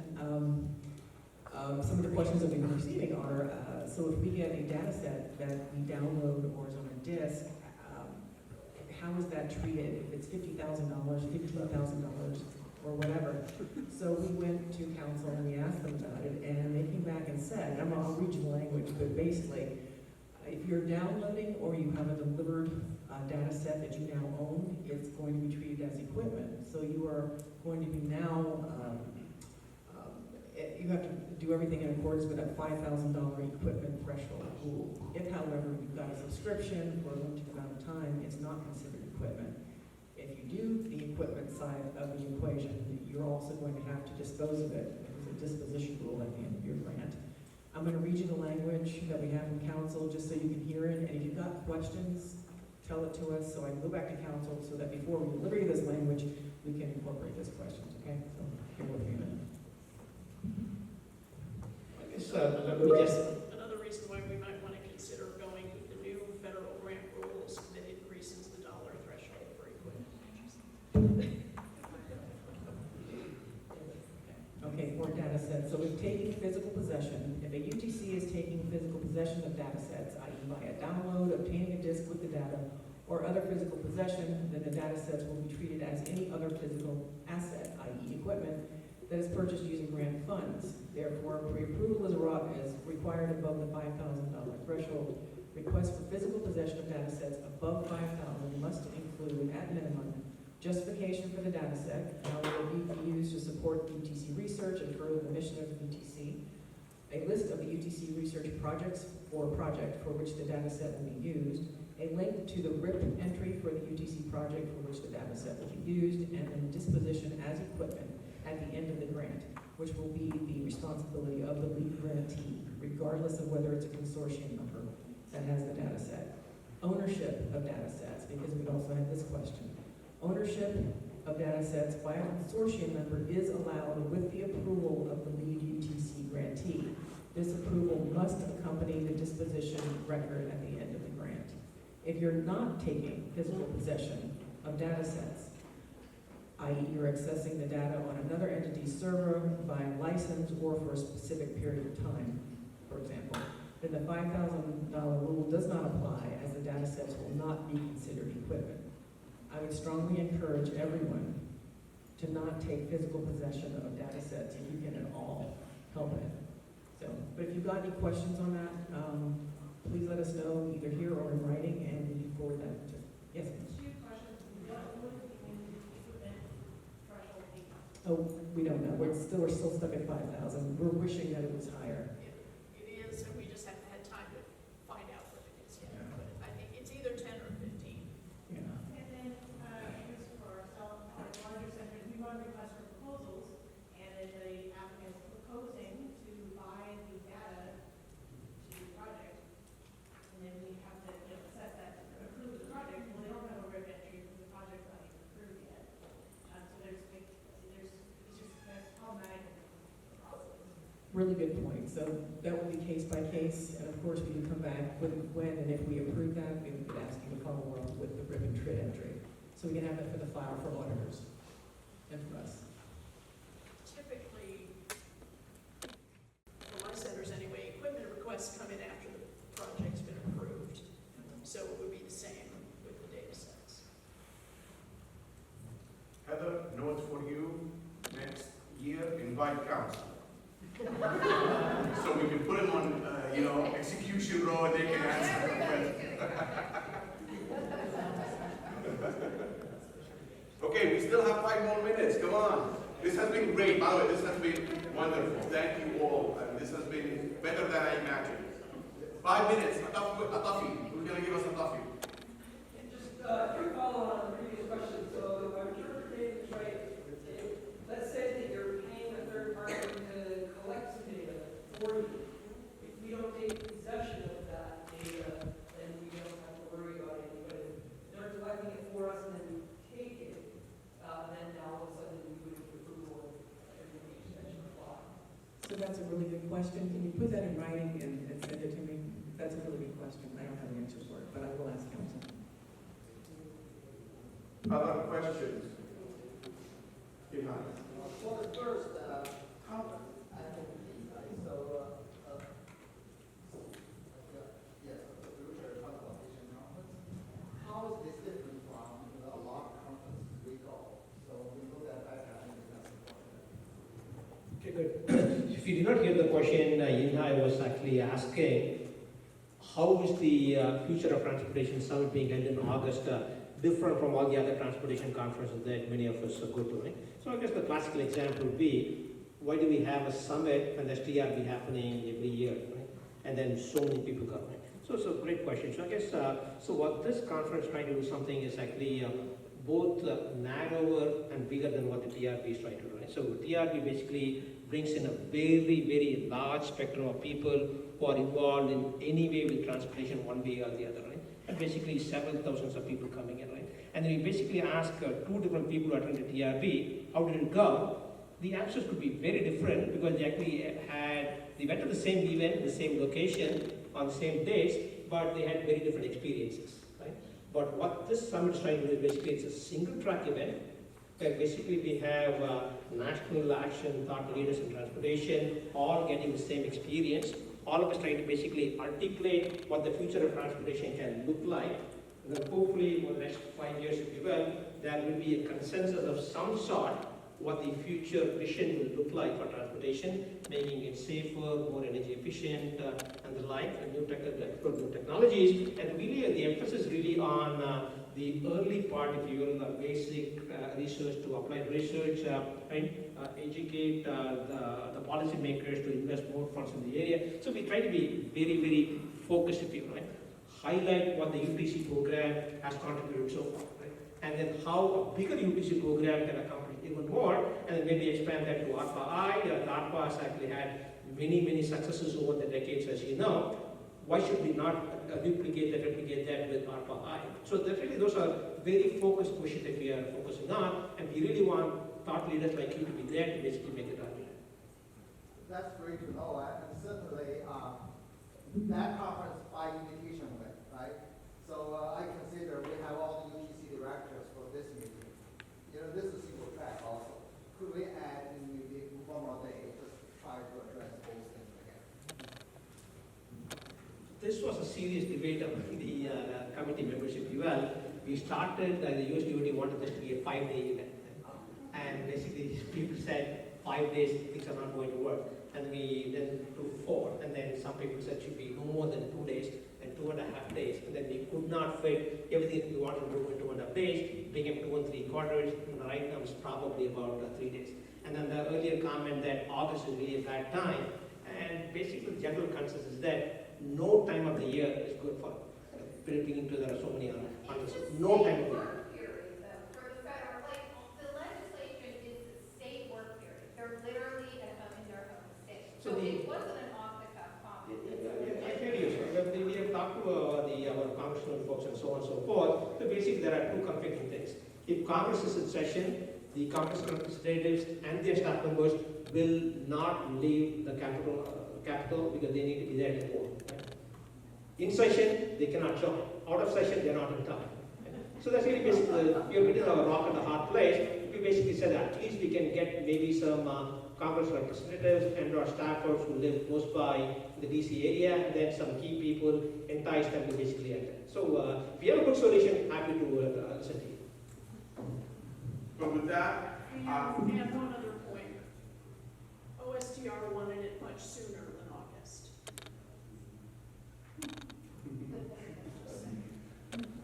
with that, this has been really useful, and you can watch it again, preview. We have it all on video, so if you miss something, you can go back and watch it.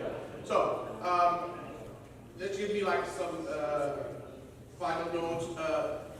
People who are in retreat can stay in this room, take a break, and then start your retreat. People who are not part of retreat, you can go back to your rooms, relax, wear something comfortable. You don't have to, I'm gonna go get out of the suit, and then come back at 6. There's gonna be delicious food for you to eat here, and then executive committee meets at 7 for the executive committee of CUTC.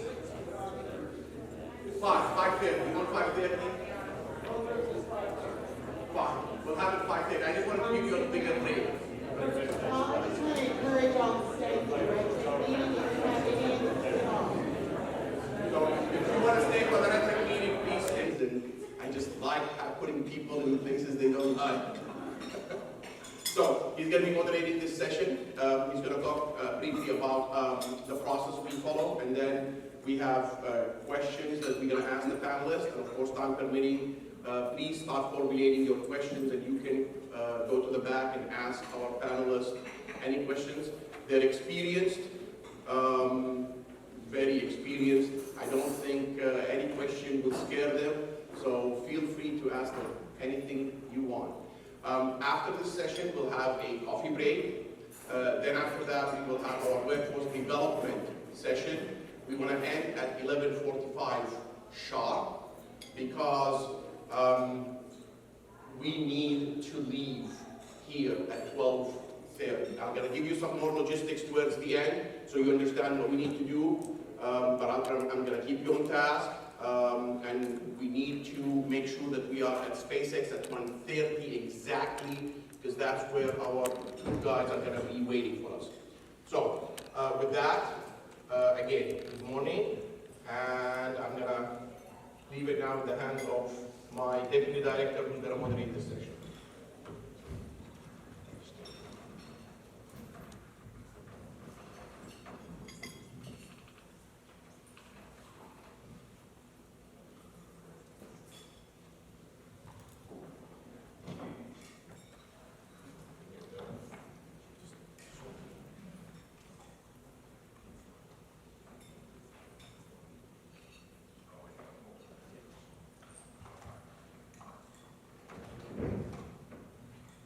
Good morning. Thanks everybody for coming out, and welcome to the second day of the CUTC meeting.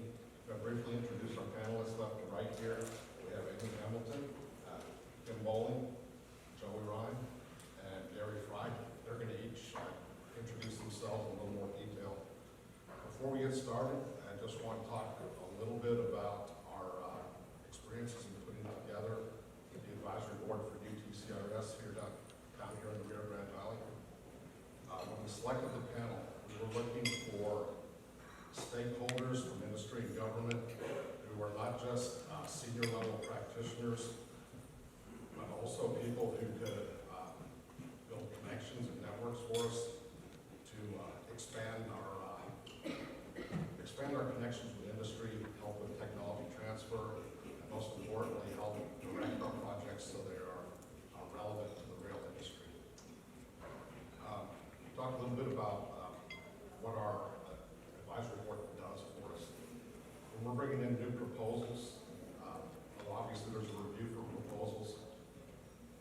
They first go through an internal review by other academics at each institution. So the consortium, there'll be an RFP, any faculty at that institution can apply, and at that point there's an internal review. Once they pass that level, possibly with some bounce back and feedback, they come to an executive committee that consists of the associate directors from all the campuses. So each proposal is getting a review from people at other campuses to take a look at it. Okay, those are preliminary stages. The third and most important stage is it goes to our advisory board. Okay. That's the most serious level review, and it's been the most useful level of review for us. Just to give you our experience in the first year, we had 17 proposals submitted after the request for proposals went out. Out of those 17, we own and or manage over 140,000 of these freight rail cars. We release them to railroads and shippers so that they can move commodity across the U.S., Mexico, and Canada. And this fleet provides us with unparalleled access into the long-term performance of our rail car designs in the actual operating environment. In my current role there, I lead our reliability engineering team, which focuses on performing analysis of our maintenance and repair records and developing optimal inspection intervals, identifying design and process improvements that we can use. I'm also responsible for regulatory compliance. As part of that, I represent Trinity on multiple industry committees, including participating in the AAR Tank Car Committee and an AAR Asset Health Strategy Committee, which works with a lot of the railroads. I also participate on the Railway Supply Institute, we abbreviate that RSI, Committee on Tank Cars, and I'll talk about that probably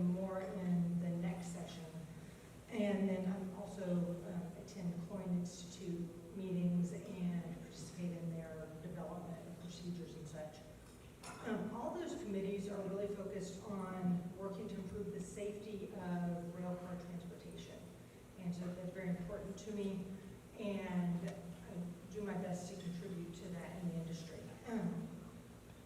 Previously at Trinity, I've been involved in the manufacturing side of rail cars, customizing designs to meet our customers' specific particular needs, and the continuous improvement of our designs, both to improve manufacturing processes and improve customer experience.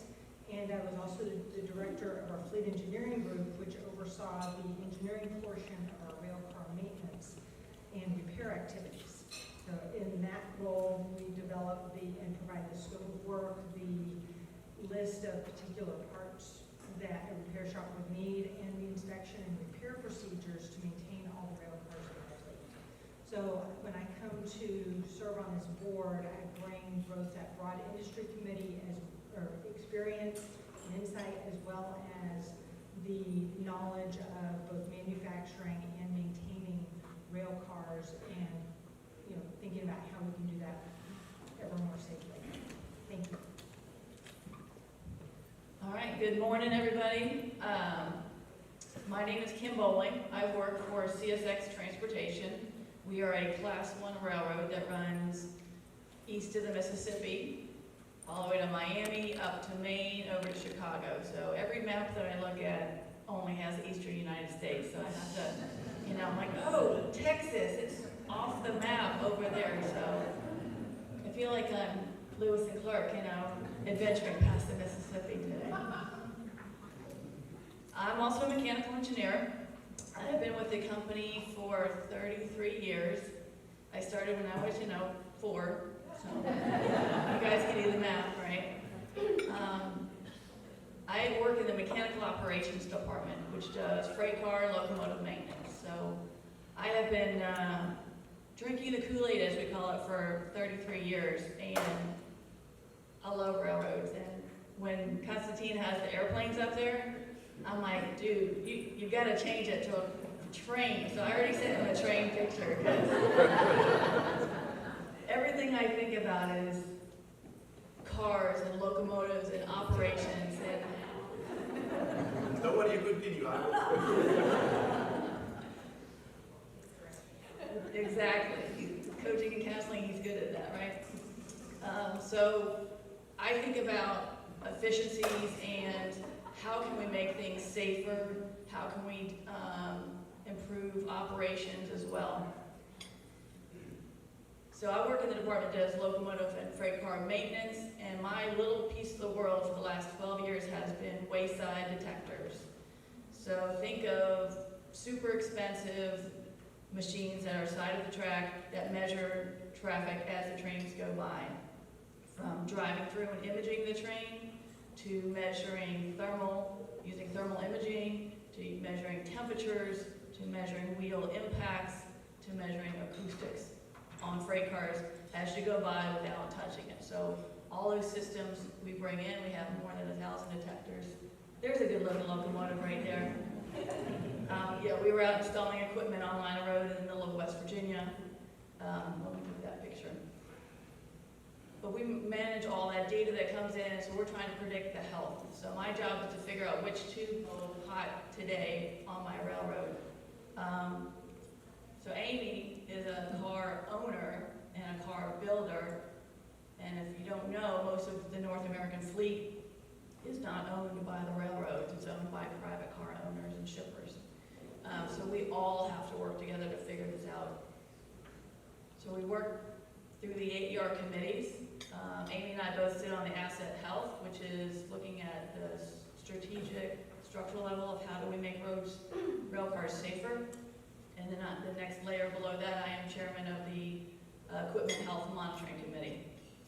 So we actually define data that comes in. So if I have a new manufacturer that comes in, we bring in that kind of data to figure out when is it condemnable. Because if I, as the railroad, change Amy's component on her car, all that has to be agreed upon by North American interchange rules. Crazy different from what Europe does, but I have learned to come to appreciate the AER, which is our Association of American Railroads, that makes all of the railroads and the car owners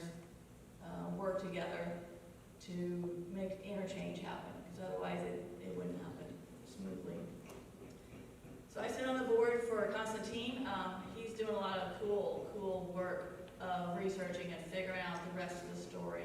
And I think I know this stuff, and then I talk with Brent Wilson, all those experts that are in the room here, and we all learn a little bit more as we talk. So I'm glad that we're all here for you guys to pick our brains. But the committee does, we're focusing on bringing up this research to make sure it's doing the right thing. I don't need grad students or professors to be working in a redundant direction. We don't need them to be doing work that's not relevant to the railroad. So we really want to focus on how is this research project going to focus on and improve rail operations to make sure it's a real product that you guys can deliver. Once the research is done, that the product is delivered and it's something that's going to help the railroads, because we're not doing it just to pay the grad student. We're doing it to make sure the work gets done and there's successful research that can be transferred to the industry. So the committee, we just all got together last year and had a good start on that. So we're reading, kind of understanding how each of our 6 universities and what their areas of expertise are. And we're working through all of that to make sure, like in my company, I've made sure to tell my internal folks, hey, this university does X, that university does Y kind of research, to make sure we all know what capabilities are out there. So it's been super helpful to know which universities are doing which research. And I'm sharing that throughout my company, so I can say, if you got an itch, you know, here's somebody who can at least do some research on how to solve that itch, kind of thing. So we're working on at least sharing all of that information across our company within the operations department. But working together with the committee, we've been learning a lot together, and we'll look forward to keep working on it. All right, thank you.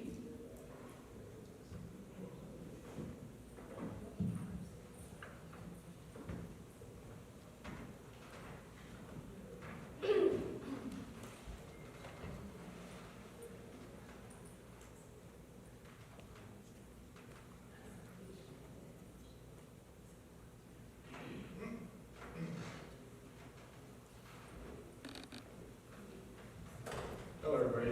I'm Joey Ryan. I'm a senior investigator for the National Transportation Safety Board. Some of you are familiar with what we do. If not, I have a short presentation just to talk to you about what the NTSB does and what we do. Oh, that's loud. Okay. Thank you. This one. Oh, okay. I don't like microphones, so. Anyways, I'm a senior investigator for the National Transportation Safety Board. My specialty is mechanical. So when it comes to cars and locomotives, that's my specialty. You know, at 17, I went overseas in the military. After the military, I started working as a welder for Union Pacific Railroad. After that, about 11 years after the Union Pacific, I got hired with the Federal Railroad Administration. I worked there for approximately 7 years, and then in 2014, I started working for the National Transportation Safety Board. So it's almost 10 years with the board now, but so when we get on scene, we're collecting perishable evidence, we gather facts, we conduct interviews. Sometimes we have a public hearing, so those of you that are familiar with NTSB, the East Palestine investigation that's currently ongoing is the most current that you might be familiar with. We did have a public hearing for that one, and we're getting ready to have a board meeting here in a couple weeks. But not all investigations include the public hearing and the board meeting. But then, after this process, then we publish our final report. This could take from 1 year. We try to keep it under 2 years, but sometimes they get up to 3 years, but we don't like that, so. Okay, that was it.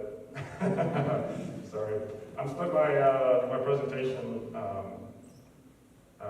second half. You'll see the second half on the next panel. So thank you for inviting me, Professor Constantine. I appreciate it.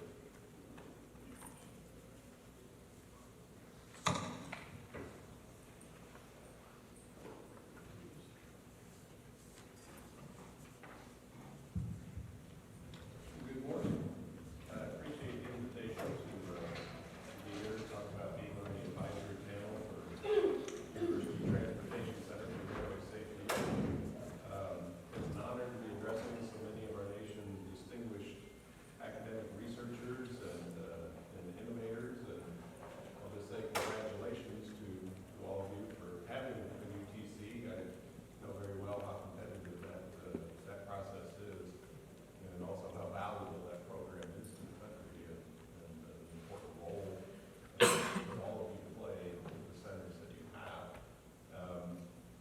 We were asked to introduce ourselves, talk a little bit about our roles on the advisory panel. So I'm Gary Fry. I have degrees in civil engineering from the University of Illinois at Grand Champaign, more than a few years ago now. Time flies. Keep that in mind. I see a lot of young faces and emerging scholars here, so time goes really fast, faster than you might think. So, I represent Fry Technical Services Incorporated. I'm a co-founder of that consulting practice. It's a small business focused on engineering research, innovation, technology development, and specialized consulting. We focus on aging infrastructure systems. There's a lot of that with railroads. Work on bridges sometimes that are more than 130 years old. Many of those are coming into being replaced over the next 10 years, but 10 years can be a long time. So what do you do to make sure that those bridges are reliable and safe for continued use? And so we specialize in that kind of work. My specific area of expertise is structural mechanics, solid mechanics, fatigue and fracture mechanics, but I think, Joey, we have something in common. So welding physics and weldment fatigue and fracture too, and weldment failure analysis. So there's a lot of steel in railroads, there's a lot of welds in railroads. So I've had the honor to work with a lot of my colleagues on the mechanical side of the house over the years, looking at wheels and axles and bearings and other systems involved with railway rolling stock. I'll keep it short because there's some really nice questions that they've prepared, and I want to make sure there's plenty of time for questions from you. So think about questions that you would ask. I have a little bit more of a brief bio statement in the program. Thank you for that, Constantine. And with that, I'll stop and return the floor to Heinrich. Y'all ready for some questions? Okay. So first question is pretty basic. How do you see your role and function on an advisory board?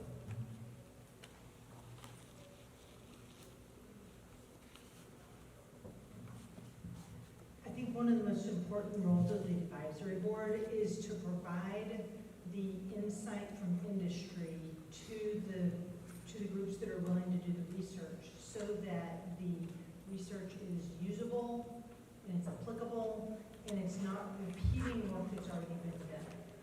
And so all of us, based on our different experiences within industry, are able to provide that insight, and we want to make sure that it's going to advance safety and that it can be applicable. So if you tell me that you want to research the use of styrofoam as the exterior coating on a tank car, I'm probably going to say it's not very usable.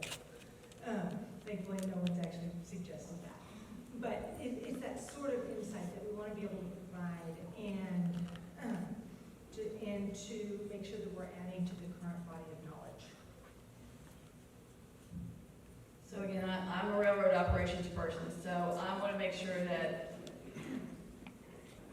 you're testing something. Ideas that can be impactful, right? Research falls in lots of categories, from very high risk of falling flat, but also very, very high potential for a huge huge impact to research that maybe has a smaller impact but is also more certain. So you want a diverse portfolio of those kinds of projects, the things that could really change things, in addition to things that are more incremental in nature. And so really the RFP process, I think, is where that kind of concerns are addressed. Faculty know very well how to write the proposals and the kind of things they do, conduct the projects. Really, they want to have that guidance of, well, what do you need? What's going to be helpful here? And so we work with Constantine's leadership team on some of those things. Also see my role as a facilitator, an informed advocate, but the big goal is really to help ensure successful outcomes for the center. So we always ask, what can we do to help? What can we bring to you, to Constantine and his associate directors to answer questions. Really, we do a lot of answering questions for them. Ultimately, decisions of what gets done in the center is up to the center leadership team, and we have influence on guidance, and it's an advisory role, right? It's not a decision-making role in any sense, and we understand that and make that clear. That's not our role. So make sure I know. Heinrich talked about proposals that didn't go through. We didn't recommend them, and that's true, but it was really the center's decision what to do with those recommendations. Right? To be clear to everybody here, don't expect your advisory board to be comfortable telling you what to do and what not to do with your research program. That's not our role. If you don't mind a brief comment on what Gary just said, my view is that advice from the advisory board is like advice from your doctor or your lawyer. The best advice to take that advice if you can. You can ignore it and you'll hold down. Ignore it. Second question, and this is maybe for some of the senators that are still trying to put together an advisory board. What influenced your decision to be a member of an advisory board? And if you could take us to your process in making this decision, and how did you make time to do this for your schedule? I think for me, the number one thing was to know that I was not going to be asked to rubber stamp projects just to move them through. Because it's important to me that we do have research projects that are really contributing to the industry, and to hear from Constantine that he was truly looking for our advice meant that it was worth me putting my time and effort into reviewing the proposals, providing feedback, providing contacts, providing suggestions for improvement. Because if we were to go through all that effort and then the center just said, well, we're just going to approve everything anyway and not provide feedback, that's just a waste of our time. So knowing that our input was really desired and would be valued and would at least be listened to was very helpful. I have a passion for education. I actually, in addition to engineering, I also taught at the middle school and high school level for a few years, and I've got my master's, and so I see the value in education and research and the importance of getting students involved in industries early in their career, maybe even before their career starts, because that develops passion. And it helps them connect what they're learning in the classroom to the real-life application that helps advance our country. And so to be able to provide this feedback so that these students are doing research on things that later they can say, I helped make a difference there. My research actually got applied. That's way different than I did research and it was interesting and it got put on a shelf. So I want to see that research be able to be applied and implemented in industry so that the students who are involved in that can go forward, they can talk to it, and they understand that feeling of actually making a difference. Amen. So my husband is a PhD who has his PhD sitting on the shelf, and I'm thinking, did he really advance I think he did, but the stuff that we see, you know, I'm the consumer, I'm the railroad that's consuming this piece of knowledge, and then we're getting it further down the road to understand how to improve rail operations. So it's key for us to work through the research to get it to be in a useful state so that we're actually gonna do something with it. So I'm really glad that we're on the board. I think I met Constantine first, and then, you know, a year later I got the phone call and said, hey, you know, come join my club, right? But we're working, we all work well together. The other couple of folks that aren't here today, Carrie Gonzalez is the other member of our committee. She's the president of the AER's research facility called MXV out in Pueblo, Colorado. They do our physical testing, so she is a busy, busy lady. She makes time to be on this board, and it's helpful to have her view of the research that's going on at her research facility to know how can she help. So if there's specific grad students that are out there that are doing this area of work, they can all work together with the MXV folks down in Colorado to make sure that everybody's working on a project that's valid for the rail industry. So all that is super helpful. It's not a huge time commitment for us. You do a little bit of reading in the spring that we just went through to read the 20 proposals. But otherwise, we're still talking and making sure projects are moving along. So it's been eye-opening to see the research piece of this, and then we're going to talk about the workforce development part of it, I think at 10 o'clock when we come up. But all that's been super interesting for me.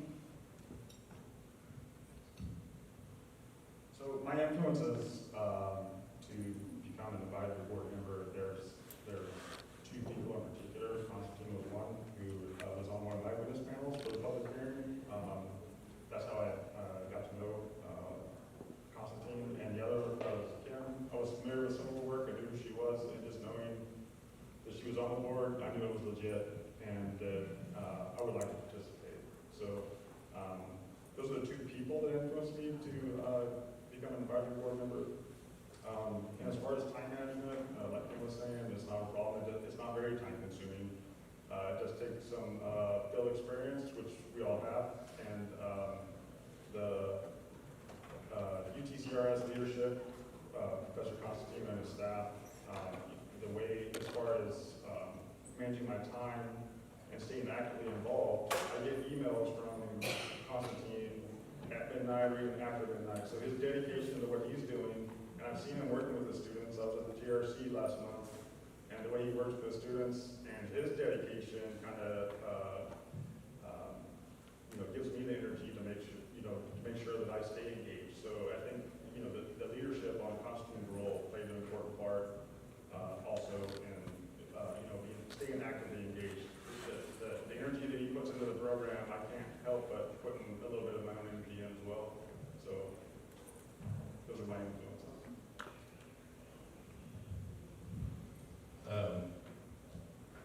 So I certainly echo all the comments that have been made. I guess I would add, if you're looking to form a board, if you don't have a board already in place, maybe I can address that a little bit. So one of the things that Constantine and his team have done is communicated very clearly the vision of the center, their expectations for the advisory board, including time commitments and financial commitments and things like that. And that communication is key, right? So from the first point of contact, that you find somebody that you would like to maybe have on your board, make sure you've got maybe a one-pager that just explains the purpose of your center. What are you up to? Who are your intended stakeholders? I'd also add, as you picked up here, you want to have some of your stakeholder group on your advisory board. That's an important thing. So if you know what your center is trying to impact and who those stakeholders are, well, find some to be on the board. Right? And that's one of the things that Constantine did. In that one pager,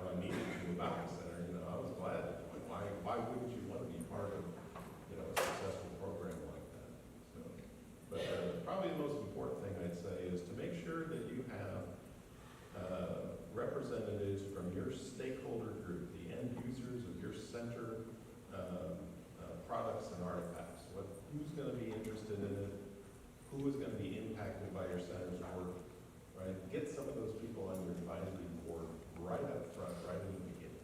Right? Is what I would recommend.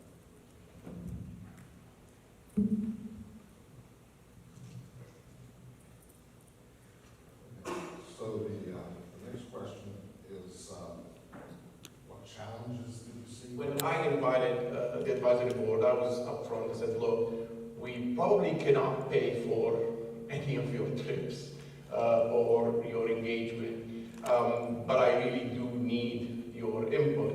And so they are here. We do not provide any compensation for they're actually paid attendees. They come in on their basically on their companies or on their own funds.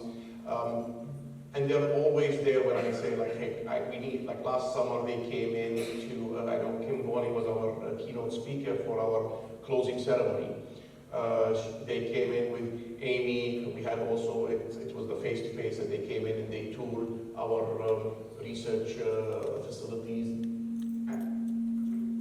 And they also were in the closing ceremony.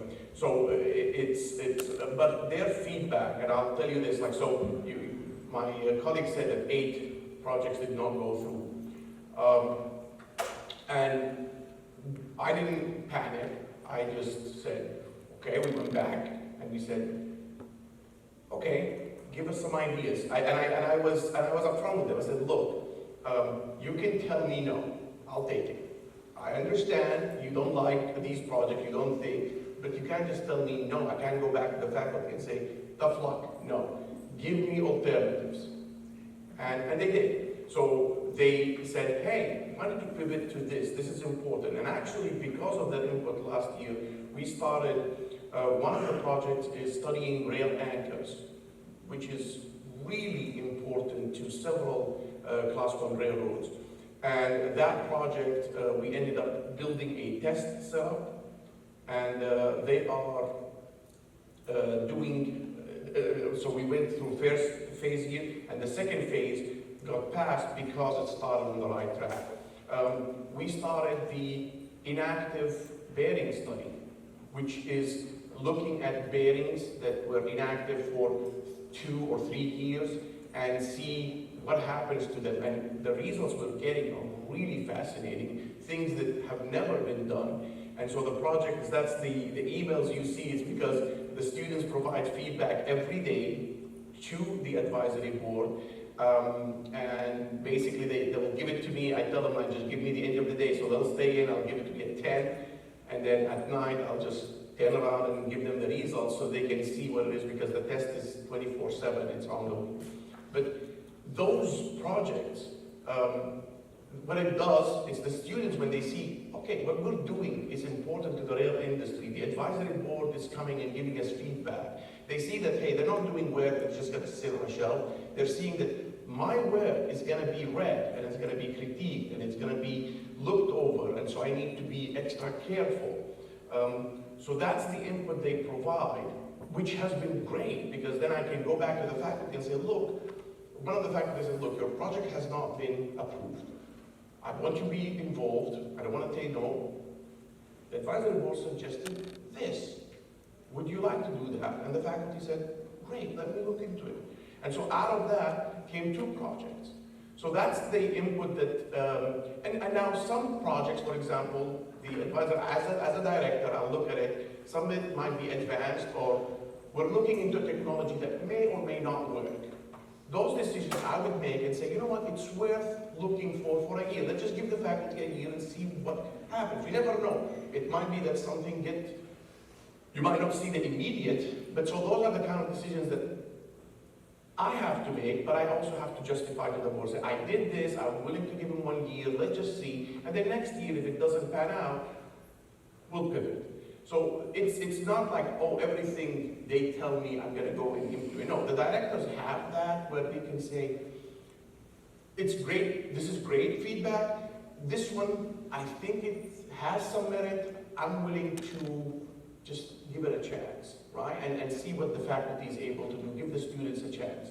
So those are the kind of sometimes back and forth, but the advisory board have been Very committed. I mean, Kelly Gonzalez was supposed to come in. She's in another meeting in Washington, D.C. She actually had her deputy scheduled to come in, and she, registered, and then she had a death in the family, and that's why she didn't come. So that's how committed our advisory board is.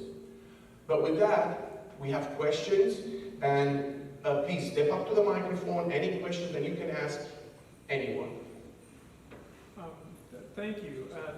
Thank you to all of you on the campus. It was very informative, and thanks so much for the service you're providing to the center here. That's much better, isn't it? My question, do you provide match funding for the research projects? No, CSX does not. Our company has not participated in any of these particular research projects. I do know that one of the products that we used to build and manufacture at the company was guardrail, which would be in the highway transportation centers. And so I do know we had a close relationship with Texas A&M, and for that particular research, our company did participate, but for these research projects that have been fully funded by the DOT. Yes, CSX has not provided any funding, but we have provided the bearings from that inactive project. So I found a whole yard full of cars that have been sitting for 3 years, and that's where the spark happened, and we were like, hey, Constantine can test this, and then we're like, hey, we can create a research project, and all that has happened amazingly quickly. So he's got this specific test case going on right now, which gets our daily reports. So anybody wants to see the daily report, let me know and I'll show you. It's all super cool. Sorry, I didn't hear the question. You asked if we were funded? Yes. Oh, okay. Co-share funding. What's that? Co-share funding. Funds too. Oh, okay. Yeah, with NTSB, no, we do not. Actually, we spoke about that a couple times, that we just like the information after it's done, but we don't fund any of it. So that's the short answer of it. Thank you. Good morning. I'm Judy Perkins with the National Center for Infrastructure Transformation. And the question I have is, are you guys operating under a set of bylaws? And if so, can you share with us the process that you guys took to establish them? So Constantine's proposal kind of defined that he would have a board, I believe. And so the center doesn't have anything outside of what the federal contract stipulates is allowable. I think there's a lot of flexibility for an advisory board there.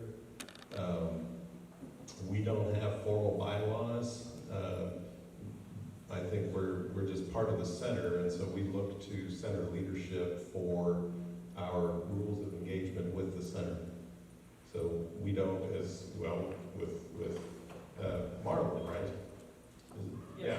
So with this question, we have no financial interest in the center, so there isn't any kind of a conflict of interest to watch out for, which a lot of times bylaws would stipulate things like that. So I think Constantine and his associate directors have sort of ensured that to not have conflicts of interest with us and the board, so there's a degree of separation for that.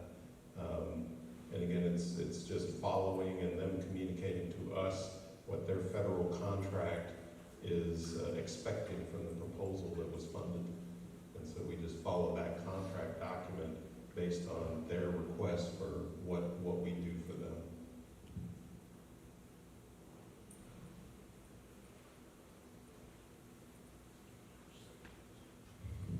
Good morning. I'm Amy Stearns. I'm with the USDOT office that manages the UTC program. Thank you very much for being here. I'm curious, this is a competitive grant program, and when the reviewers are looking at applications, they love to see a board like this that indicates user need of the research. But I can't remember, it's been a while since I've read the proposal. Had Constantine already reached out to you while he was writing his proposal? proposal, or did this happen after he won the grant?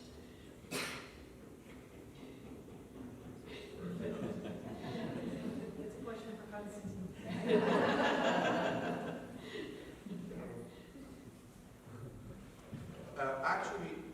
Actually, we reached out to them before writing the proposal. So in our proposal, they're all named in there. What happened is we had originally 6 members in the proposal. It was Amy, Kim, Gary Fry, Ed Boyle from Norfolk Southern, and Kerry Gonzalez from ONZ Rail. Those are in our proposal. So what happened is, on June, I was asked to serve on the hearing in East Palestine. And that's where I got to meet Joey. And because of our work, I said, okay, it would be nice to have somebody from NTSB, because we do have Class 1 railroads, we have car builders, we have independent consultants with expertise, and I said it would be nice to have somebody from federal agency. So I approached Joey and I said, Joey, do you want? And it took a while to get the approval from, you know how it is. So he had to go all the way up the chain of command and say, can I serve? Is it okay if? And so we added him as the 7th member this past year because of the relevance and because of the, from the East Palestine, we're actually, the work that we're doing is related to that investigation in terms of the inactive bearing. So we said it would be nice for you to be in our advisory board. So he was added this past year, but the other 6 members were in the original proposal.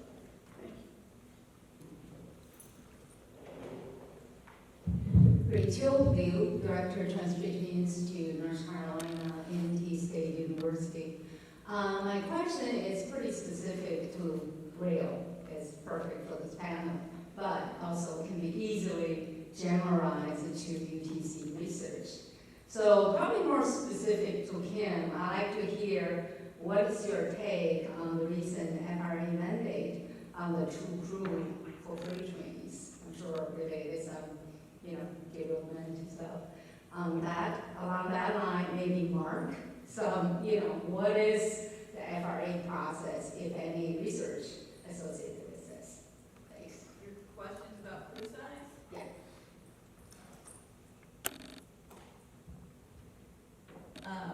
First of all, I'm a mechanical operations guy.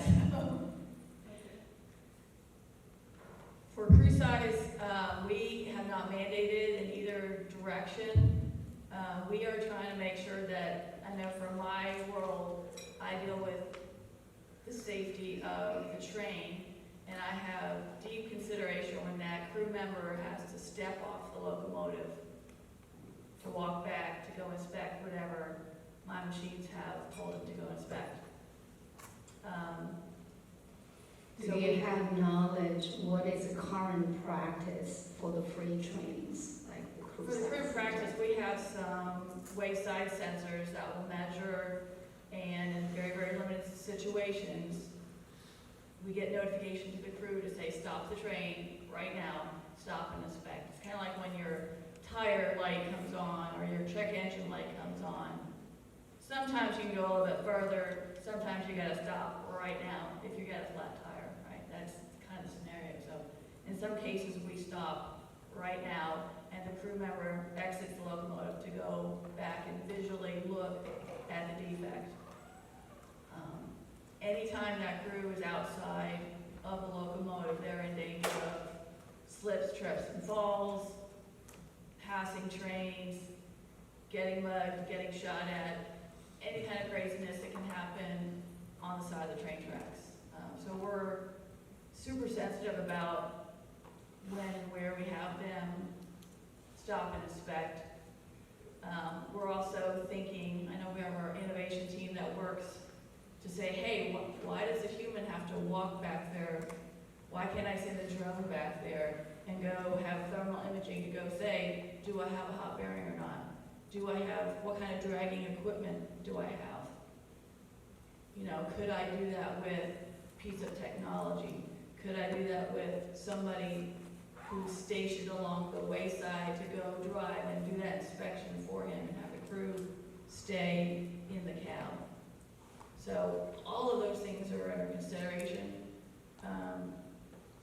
We want to make sure that our crew makes it home at the end of the day, that they do their origination to destination, make that run, and go home to their families.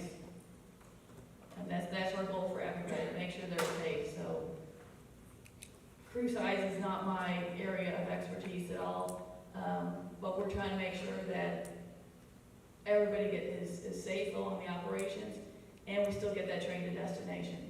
Because you guys know everything that we make, everything in this room was probably hauled by a train somewhere in North America. That industry doesn't work without the railroads moving freight in North America. So it's a big complicated question, but that's how we address to make sure that we keep our crew safe.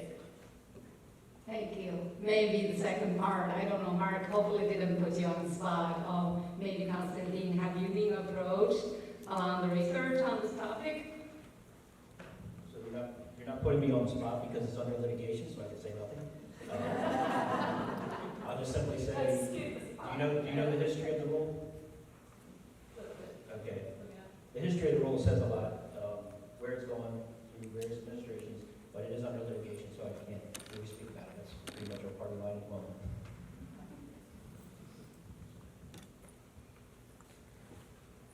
Hi, Haley Gunn, TTI.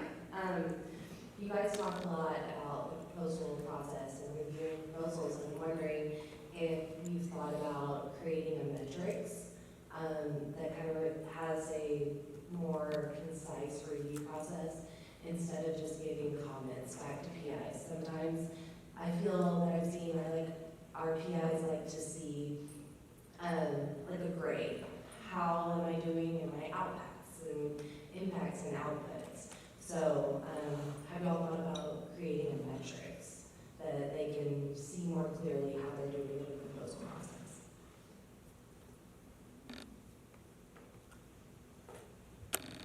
I'll say, I think that's a great idea. When we are reviewing the proposals, we do definitely have a list of items that we're reviewing for. Will it be useful? Is it feasible if it's implemented? Is it something that is repeating research that's already been done? Things like that. But to your point, I think that there could be value in having some sort of matrix that provided that. That's something we'll have to talk about as a board. And then Constantine, for you, how are you conveying those comments to your PIs? So again, the first two reviews, the one review that's done at each institution, the internal review, that is where the faculty use metrics and they convey the message back to the faculty. Hey, your impacts are not clear. So that happens internally. Then we have a second stage where myself and the associate directors, that's the director of each of the other universities, we meet and then we look at it and at the combined projects, and then we say, okay, if there's anything that we see that there's an issue, say, hey, this project is missing, let's say, alignment. So for example, we have specific things that we're looking. Did they put in a section on alignment with USDOT strategic goals? Because if that is missing, then that is a negative thing, right? It doesn't have an impact statement, doesn't have a deliverable statement. And so a lot of that gets vetted by the first and the second review.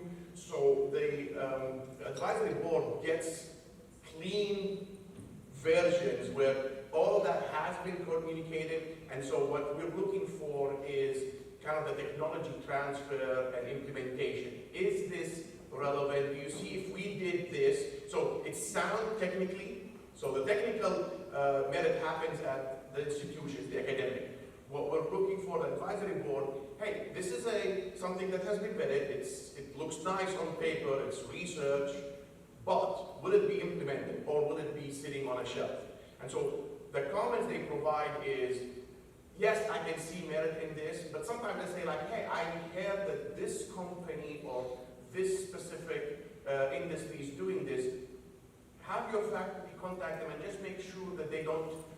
So the feedback we're looking for them is not the metrics, because they already have that in the first two. It's kind of, is it feasible? Will it be implemented? If it were to move on, is it something that the rail industry would get or not? So that's why they do not have those. But if it is, again, I do not interfere with their review process. If they want to do metrics, of course they're free to do it. So we just take their input and then we convey it down. So we have meetings with the, I always, once I get the feedback, I get meetings with the associate directors. And I say, okay guys, we had 8 projects denied. These are the reasons.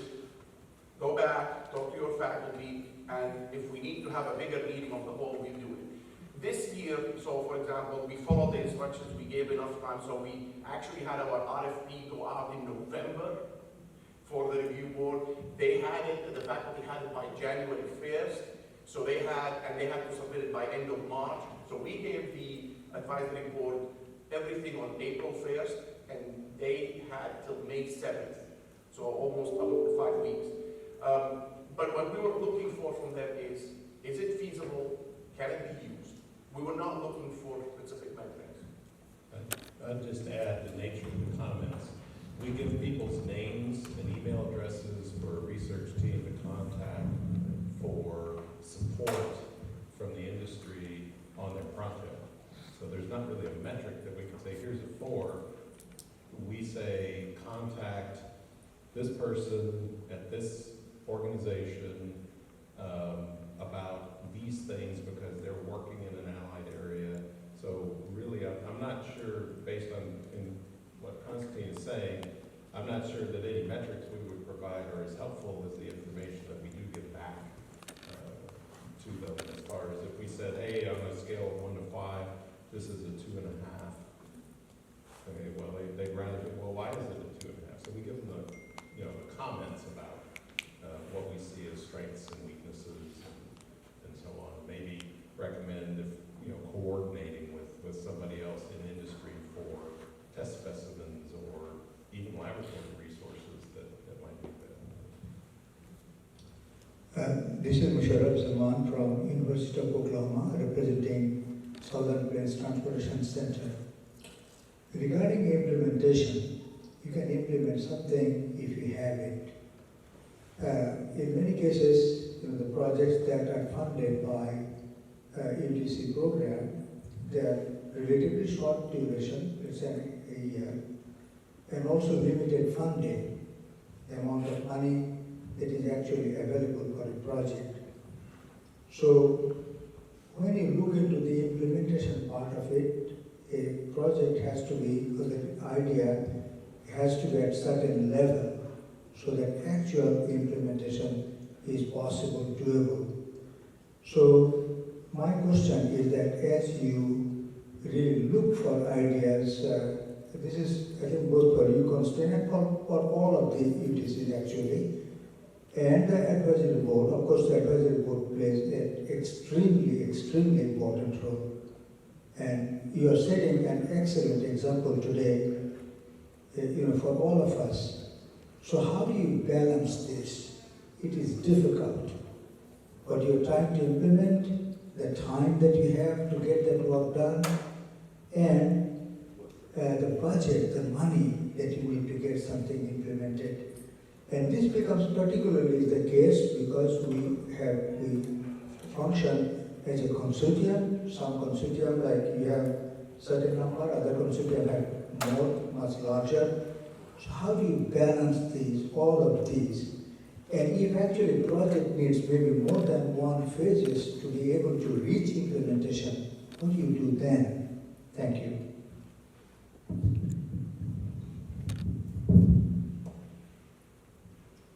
So for implementation on the rail side, we try and take the ideas that populate up and bring them to MXV, which is the research and test facility for the Association of American Railroads. So even if I have vendors that come visit me from Europe that say, this is the best thing since sliced bread, we still say, go out and test at MXV. And so I think when we get something that's ready for implementation, coming from the UTC process, we also, Carrie Gonzalez, who's on the board, will kind of wrap that into her research going forward to make sure it gets on-track testing. And then once it's successful at MXV, then it comes out to the Class 1 railroads. So I think for at least the rail side, that's a good place to actually test things that are ready to be implemented coming out of the UTC process. I'll add that I think sometimes the end result may not be a physical thing that needs to be tested. Sometimes it may be information about how, like with the idle bearings, information that we can use to change our practices if needed. And so that may not require the same level of testing at a facility as, the research has shown that, with a certain time period that this practice may need to be changed. And so that to me is also very implementable, just because we can either change a process or a practice or something like that. So for example, some of the work like we do on reconditioned bearings, it's not a device we're doing, it's just kind of we're testing and we're providing results and saying certain reconditioned features might be bad for the bearing operation. So they'll go back to the reconditioning facility and say, so I'll give you like a very simple example. One of the work was when they were reconditioning, they were putting repair balls very close to each other. And what happened is that would create a crack, a spot in the bearing. So when we said, hey, when you're putting them too close, this is what happens. So they adjusted their guidelines and say if the repairs are within half an inch of each other, then it cannot be repaired, and then you have to. So a lot of it leads to changes in some of the guidelines and practices. Not everything is a product, some of it is guidelines and practices.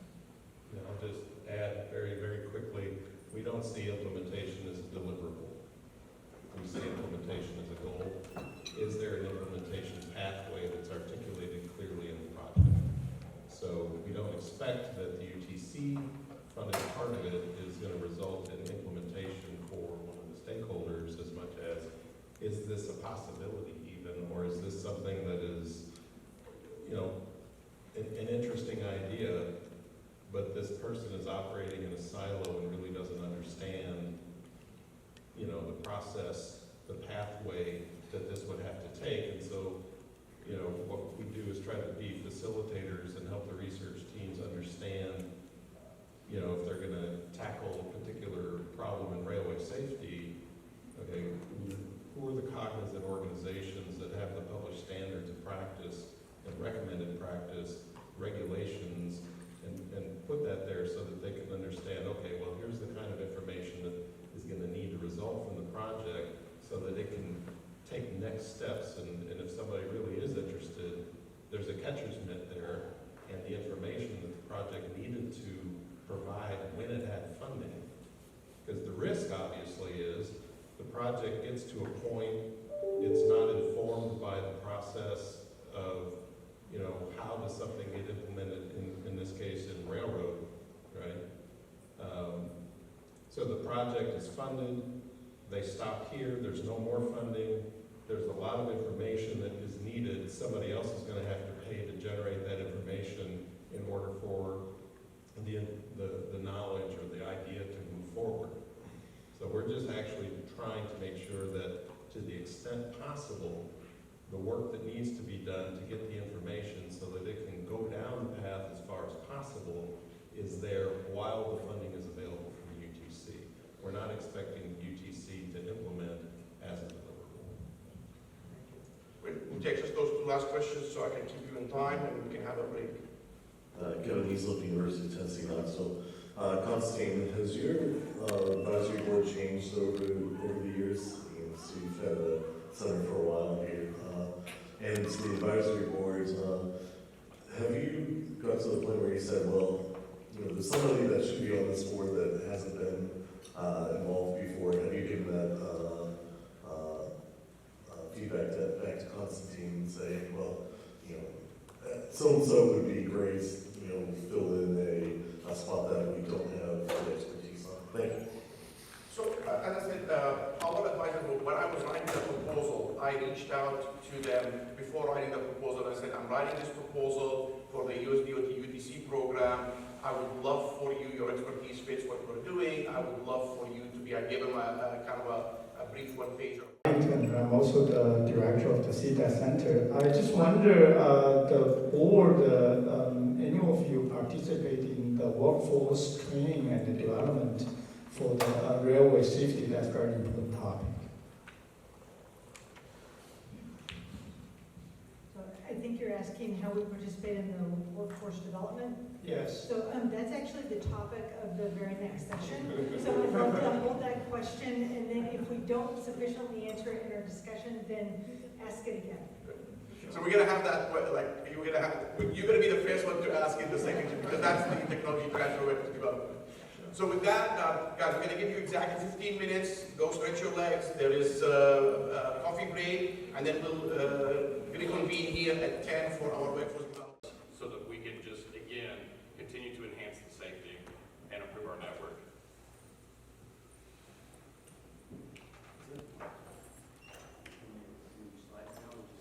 You can do slides. I'll have them move again.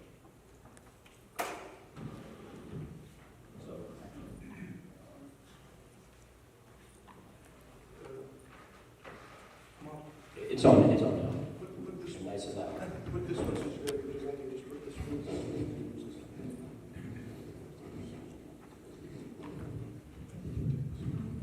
Okay. Good morning, everyone. You know, I'm not going to spend a lot of time introducing because I spoke to you yesterday and everything. We're a little short on time, and I had some slides on workforce development that I'll go through real quick just so you have a perspective of some of the things that FRA is doing. And I come from other state DOTs, other federal agencies and all, but we're finding that we need to also have some internal training so that they know how to work within the rail industry with respect to grants and our programs and things like that. So it is kind of a wide remit for this division. In our FY25 President's Budget request, we have a proposal in there, second year, I believe, for that proposal. I don't think we did it 3 years ago. She shared that she had never met a female engineer, and now she knew what she wanted to do with her life. And it's not anything special about me, but it was that she had someone in front of her that she could see, I'm interested in this, and I can see someone that looks like me that does this. So I want to say kudos to all of you teachers who are out there exposing students. I am a certified teacher in the state of Texas. Taught for several years before I decided to go into engineering. But one of the things I found, and I was teaching more middle school, is that if students weren't engaged in the STEM programs in elementary, they'd already discounted them by the time they got to middle school. There were a few, you mostly just got the kids who were already interested at that point. So having these programs like what Constantine... Metro rail systems have a third rail which are electrified, so I found out I wasn't totally off, but anyways, just a funny story. But as far as technology transfer, I think it's awesome what the class ones are doing right now as far as sharing their information and technology. Yeah, that's all I got. If everybody can hear me this way, I'll just talk. Is that good working for everybody in the back? That's good. So for the context of this group, I guess in my experience, a practice for technology transfer and also workforce development is what I've written about is I call the 5I model. So you identify, invest, innovate, implement, and then improve. So whatever the concern is, and one example of this is simply the railway in the first place. So almost 200 years ago, entrepreneurs looked at, we want to move heavy things Side to the best of, and it's part of her, so she gets a summer month. That's part of her duty is to do this, the tracking, and give the numbers and provide these numbers to an external assessment and evaluator that basically summarizes a report for us. That's right. Thank you. Any other questions?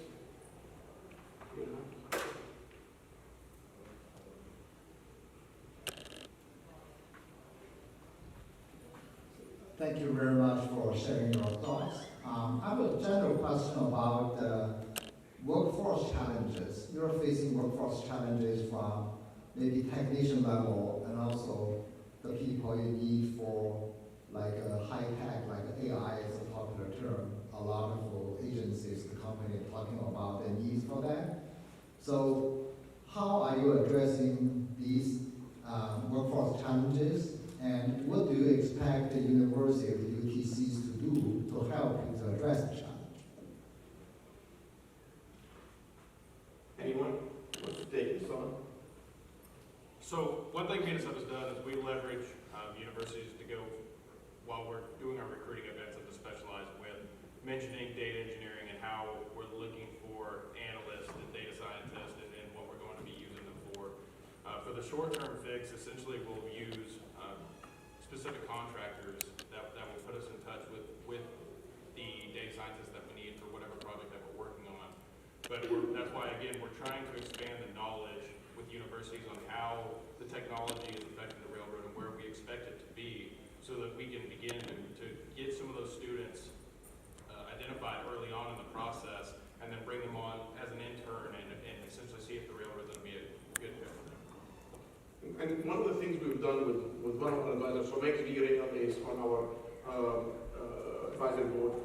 They have 5 of our students that went on. Right now, they're there for a 10-week period in their facilities. And I've basically reached out to all of the members and I said, if you have internship, and I know like BNSF said that this year's cycle was, it was too late, but for next year, we're trying to do those internships where we say, put them in touch with the students from different, like, hey, you have computer science, try it out. We have mechanical engineering, civil, electrical, manufacturing, and provide those opportunities so that they are aware of it, because there is kind of this, I think, at least for us, this is the first time where we used to send students to different universities, which is great, right? That gets them to go to graduate school, but to get them to go to the industry, I think they need to go to that industry and do work. And so the students have been reporting to me every week, and they're so excited. They say, like, I can see myself working here for life. I can do this. And so I think that that's, without providing that, even computer science, they come in and say, what am I going to do with this? And I said, look at the data. I want you to look at machine learning and get that data. And so then they get engaged, because a lot of them in computer science, they think, well, this is a disconnect. But I think also the industries have a need for, so for example, with HUM, right now we're getting a lot of data that we need to analyze it. And so we're having computer scientists write that code. And so now we're starting to get into that area. But I think we need also the industry to provide those internships and let us know, hey, we have openings for this or this, because our students cannot go if they don't know that there's opportunities. Yeah. So, just to add something to that, from the government side, like right now, we're not allowed to use ChatGPT or anything on any government-provided device. My laptop, my phone, nobody can. And through various executive orders and things, obviously it's a hot topic everybody's aware of.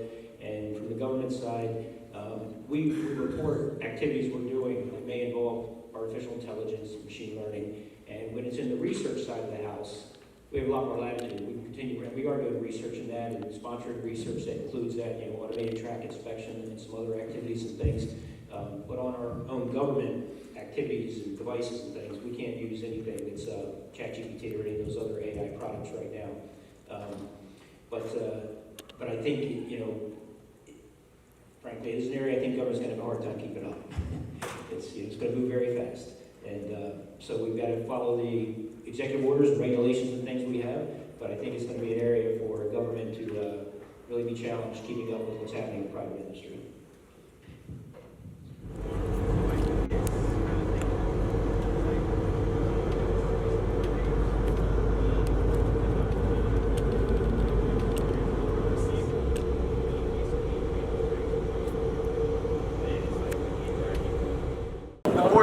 The Board of Bravo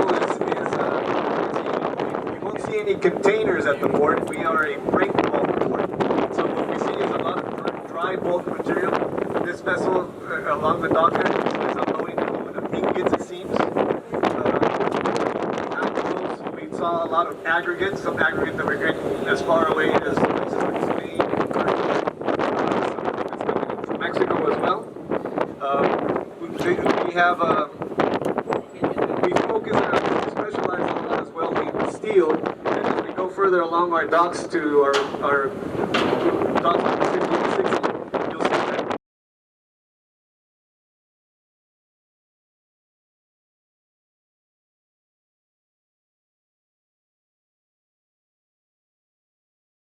5,000 construction workers, and we're very proud of the fact that most of these workers are from the Rio Grande Valley, from the, a 100-mile radius here in the Rio Grande Valley, and it's very important to us, just the fact that all the economic benefit of this new construction is staying here in the region.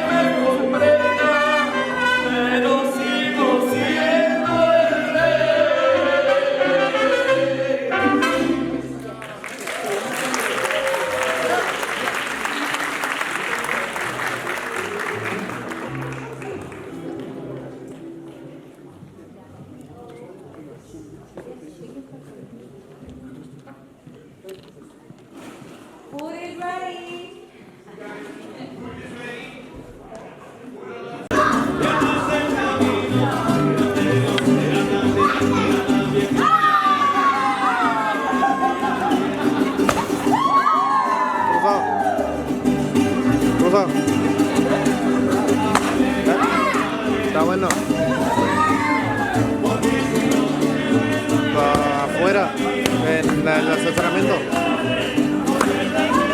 Estacionamiento. En el estacionamiento, enfrente.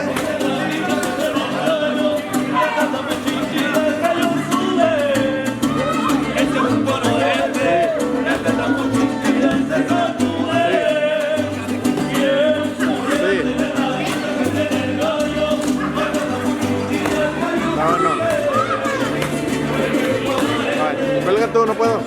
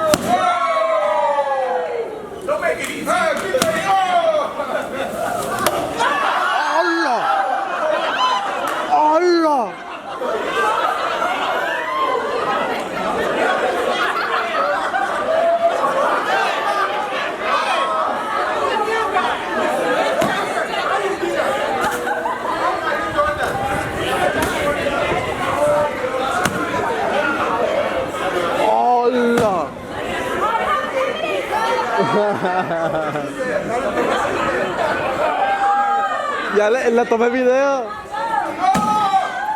De ninja.